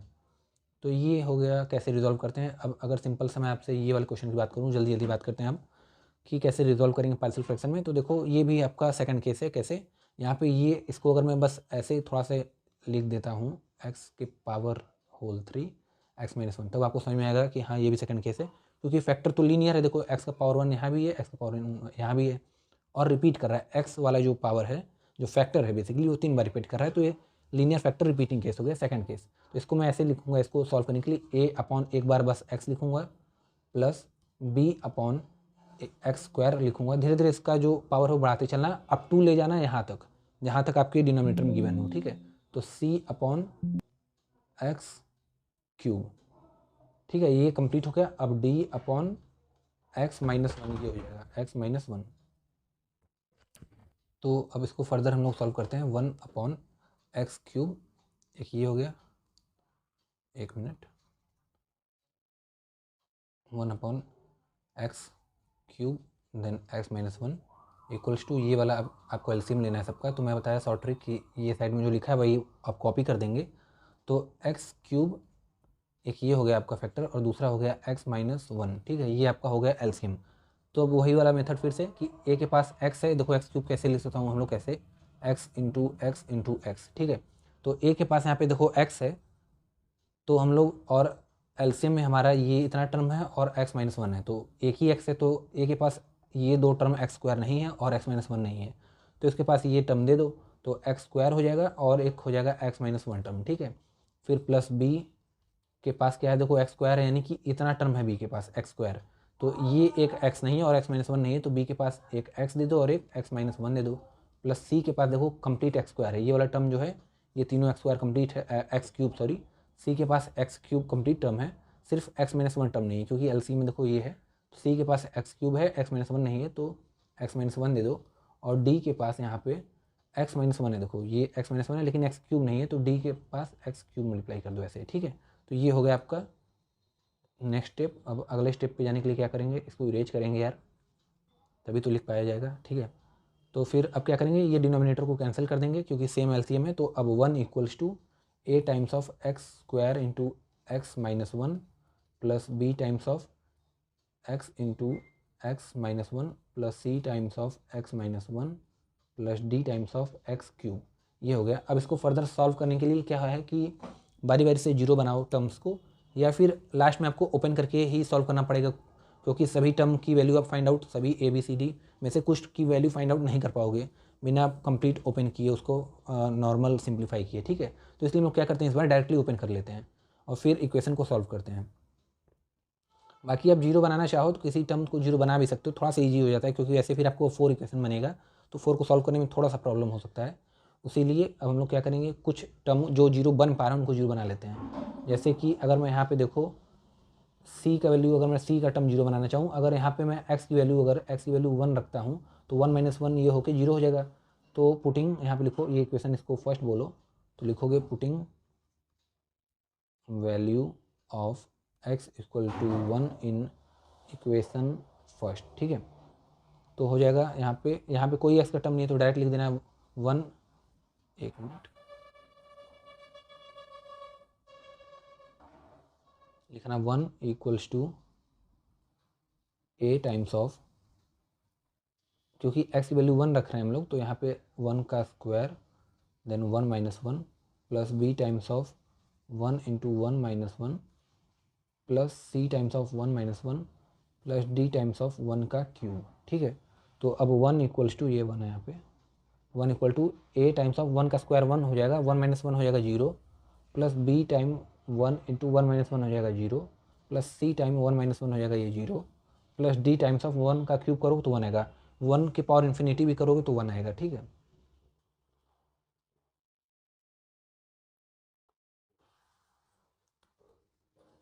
डी इंटू वन, तो अब ये हो जाएगा वन इक्वल्स टू, किसी भी नंबर से मल्टीप्लाई करोगे अगर जीरो के साथ तो जीरो हो जाएगा, प्लस सिमिलरली यहाँ पे भी b into one into zero करोगे तो जीरो है क्योंकि, तो जीरो हो जाएगा, plus c into zero zero plus d बन जाए डी, तो यानी वन इक्वल टू डी, सीधे से आपका वैल्यू आ गया डी का, क्या आ गया वन। अब कोई और वैल्यू चेक करते हैं कि फाइंड आउट हम लोग कर पा रहे हैं कि नहीं। अगर मैं यहाँ पे एक्स की वैल्यू जीरो रखता हूँ मान लो, तो जीरो रखने से क्या होगा कि कोई वैल्यू आपको मिल पा रही है कि नहीं चेक करो। अगर मैं यहाँ पे जीरो रखता हूँ तो ये वाला टर्म तो जीरो हो जाएगा डी, आपका ये वाला भी एक्स यहाँ पे है तो जीरो रखोगे तो कंप्लीट जीरो हो जाएगा, ये भी यहाँ पे भी जीरो रखोगे तो जीरो का स्क्वायर होकर जीरो टर्म इसको बना देगा, लेकिन ये वाला आपका टर्म बच जाएगा c times of x minus one, क्योंकि जीरो माइनस वन ये आएगा यानी माइनस सी बचेगा, ठीक है। तो हम लोग यहाँ पे भी पुट कर सकते हैं, यहाँ पे मैं लिख लेता हूँ कॉर्नर पे डी इक्वल टू वन आया वैल्यू और इरेज करते हैं, ठीक है।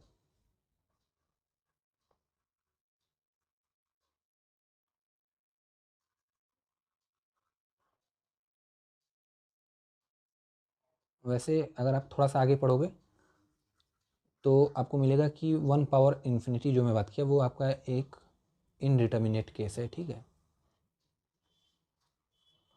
जो कि उतना हम लोग को अभी नहीं जानना है, बस मैं आपको बता दे रहा हूँ। तो देखो अब हम लोग यहाँ पे क्या करने वाले हैं कि एक मिनट, देखो अब यहाँ पे लिखेंगे putting value of x equals to 0 in above equation, या तो इन इक्वेशन फर्स्ट, ठीक है। तो अब 1 इक्वल्स टू जहाँ जहाँ x है वहाँ वहाँ वैल्यू 0 रख दो, ठीक है। तो a times of 0 then 0 minus 1 plus b time of 0 0 minus 1। अब ये कोई मत करना यार कि x का स्क्वायर है तो 0 का स्क्वायर कर दो, 0 लिखो या 0 का स्क्वायर कुछ भी करो, 0 ही आएगा, ठीक है। Then plus c times of 0 minus 1 plus d times of 0 का क्यूब। तो ये हो गया 1 इक्वल्स टू a इंटू 0 का किसी भी नंबर से मल्टीप्लाई करो तो 0 आएगा, प्लस b इंटू 0 माइनस 1 करेंगे तो 0 हो जाएगा, प्लस c इंटू 0 माइनस 1 यानी माइनस 1 आएगा, तो c ब्रैकेट माइनस 1 हो जाएगा। फिर आपका देखो 0 का माइनस 1 से हम लोग मल्टीप्लाई कर रहे हैं तो ये 0 हो गया, फिर इंटू b करेंगे तो ओवरऑल 0 हो जा रहा है, प्लस d इंटू 0 का क्यूब करोगे तो 0 हो जाएगा, ठीक है। किसी भी 0 का क्यूब करो, 0 का पावर 4 करो, 0 आता है। तो c इंटू माइनस 1 करेंगे तो हम लोग माइनस c हम लोग को मिलेगा, तो 1 इक्वल्स टू माइनस c आ रहा है यहाँ पे। तो देखोगे तो c का वैल्यू इक्वल टू -1 आ गया, क्योंकि माइनस उधर हम लोग ट्रांसफर कर देते हैं, ठीक है। तो -1 इक्वल्स टू c हो जाता है यहाँ पे हमारा। तो यहाँ से हम लोग को वैल्यू मिल गया कि c की वैल्यू जो हमारी आ रही है वो -1 आ रही है, और d का वैल्यू हम लोग पहले ही फाइंड आउट कर चुके थे कि d का वैल्यू हमारा 1 था, ठीक है। तो यहाँ पे हम लोग कॉर्नर में लिख लेंगे इसको। तो अब हम लोग चलते हैं अपना थोड़ा सा इरेज करते हैं, फिर बात करते हैं कि अब देखो क्या है कि अब हम लोग किसी भी टर्म को अब जीरो नहीं बना पाएंगे, ठीक है। जितना मैक्सिमम था हम लोग c और d को वैल्यू फाइंड आउट कर लिए हैं टर्म को 0 बना के, तो हम लोग एक बार पूरे इक्वेशन को अब ओपन करने वाले हैं ताकि फर्दर हम लोग a और b की वैल्यू फाइंड आउट कर सकें। तो इरेज करते हैं, फिर बात करते हैं कि ओपन करके लिखते हैं इसको कि कैसे लिखना है हम लोग को, ठीक है। तो देखो ये लिखा है आपका 1 equals to a times of x square into x minus 1 plus b times of x into x minus 1 then plus c times of x minus 1 plus d times of x cube, ठीक है। तो ये हमारा देखो equation हो गया है। अब हम लोग फर्दर इसको ओपन कर लेते हैं और सिंप्लीफाई, जितना सिंप्लीफाई कर सको उतना सिंप्लीफाई हम लोग को करना है। तो 1 equals to a times of x square का जब x माइनस 1 से मल्टीप्लाई करते हैं हम लोग, देखो यहाँ पर कॉर्नर करके देखते हैं, x square into x minus 1 करेंगे तो एक्स स्क्वायर का एक बार एक्स मल्टीप्लाई होगा तो एक्स क्यूब मिलेगा, देन -1 से मल्टीप्लाई होगा तो माइनस एक्स स्क्वायर मिलेगा हम लोग को, तो हो जाएगा x cube minus x square. तो a time of x cube minus x square bracket 1 plus b times of, अब x का x माइनस 1 में करना है तो एक बार x का x से करेंगे मल्टीप्लाई, देन एक्स स्क्वायर मिलेगा, फिर x का -1 से करेंगे तो माइनस एक्स मिलेगा, plus c times of x minus 1 यानी सी एक्स माइनस सी हो जाएगा। ये एक बार c का x से मल्टीप्लाई करेंगे फिर c का -1 से, प्लस डी एक्स क्यूब हो जाएगा, ठीक है।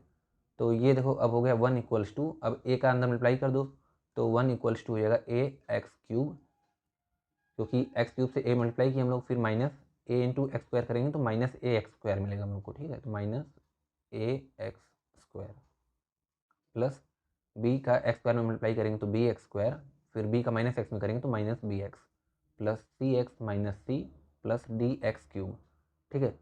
तो अब क्या करने वाले हम लोग, सभी जो एक्स क्यूब वाले टर्म हैं उनको एक पास करेंगे, ठीक है। एक्स क्यूब वाले टर्म को एक पास करेंगे, एक्स स्क्वायर वाले टर्म को एक पास करेंगे, देन एक्स वाले टर्म को एक पास, फिर कांस्टेंट को एक पास कर लेंगे, ठीक है।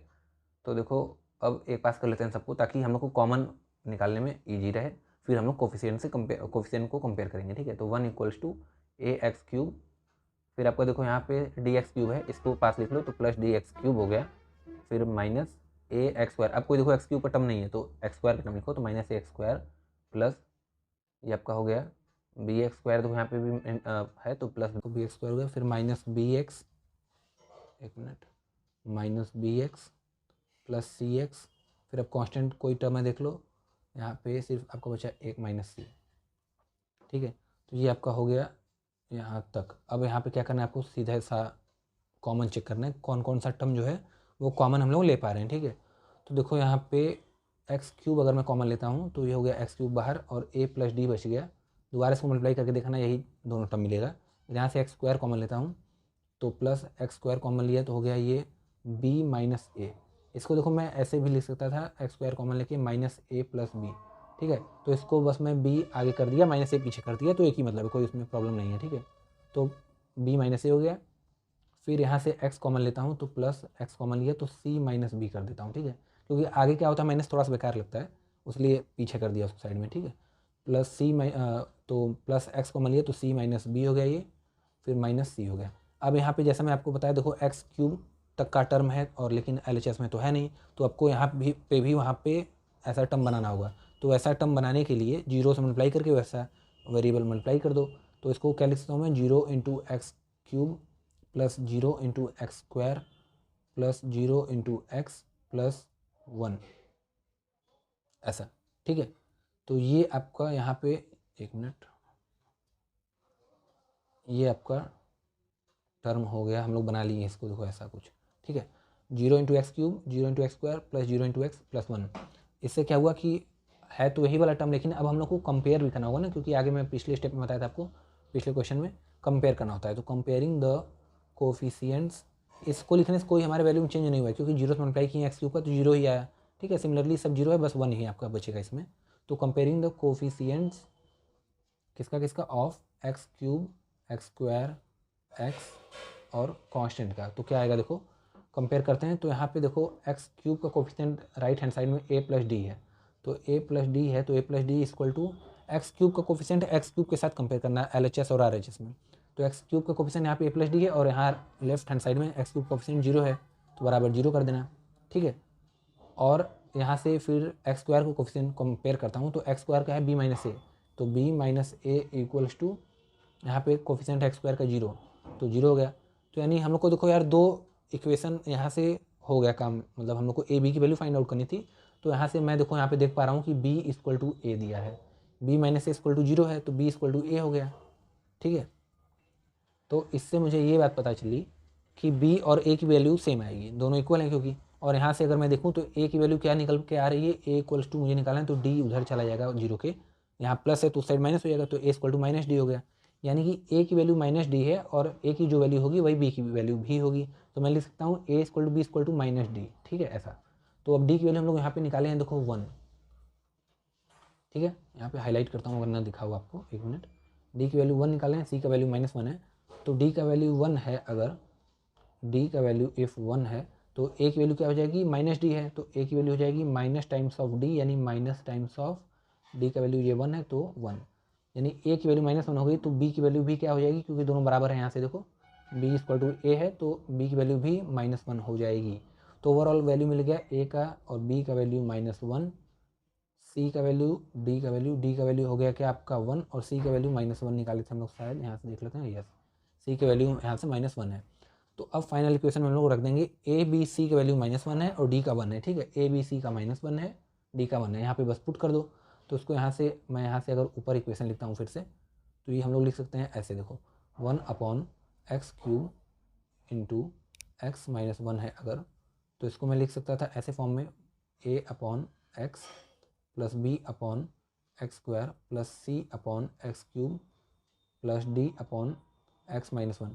अब फर्दर मुझे वैल्यू पता चलेगी ए बी सी डी की, तो ए बी सी की वैल्यू -1 है और डी का 1 है, यहाँ से जैसा कि हम लोग देख लिए। तो ए का है -1, तो -1 अपॉन एक्स, फिर -1 अपॉन एक्स स्क्वायर, बी का वैल्यू यहाँ पे -1 रखा, तो माइनस प्लस मिलके माइनस हो गया ओवरऑल, तो मैं डायरेक्ट लिख रहा हूँ, फिर प्लस माइनस करोगे तो माइनस हो जाएगा 1 upon x cube plus 1, D का वैल्यू 1 है तो 1 अपॉन एक्स -1। तो ये आपका हो गया वैल्यू किसका, या हम लोग बोल सकते हैं ये क्या हो गया, पार्शियल फ्रैक्शन हो गया आपका गिवन एक्सप्रेशन का, ठीक है। अब इसको यार हम लोग क्या कर सकते हैं, और भी सिंपल फॉर्मेट में आपको कन्वर्ट करना है, तो क्या करना, यहाँ से हम लोग माइनस कॉमन लेता हूँ अगर मैं, ठीक है। अगर माइनस मैं कॉमन लेता हूँ ओवरऑल, तो बनता है क्या, देखो यहाँ पे 1 upon x plus 1 upon X square plus 1 upon x cube -1 upon X -1, ये ऐसा, ये आपका ऐसे भी हम लोग लिख सकते हैं। तो ये हो गया आपका पार्शियल फ्रैक्शन आपका गिवन एक्सप्रेशन का। अगर आपको कोई डाउट है तो कमेंट करके बता देना, ठीक है। अब आपको मैं एक प्रैक्टिस के लिए सेल्फ प्रैक्टिस प्रॉब्लम भी दे दिया हूँ, यहाँ पे देखो ये वाला क्वेश्चन आप करके आना, थोड़ा सा ट्रिकी नहीं बोलूँगा, थोड़ा सा कॉन्सेप्ट वाला क्वेश्चन। कॉन्सेप्ट क्या, अगर फुल फोकस्ड हैं, कॉन्शियस हैं, तो आप 2 मिनट में पकड़ लेंगे कि ये किस टाइप, कौन से केस का सवाल है ये, ठीक है।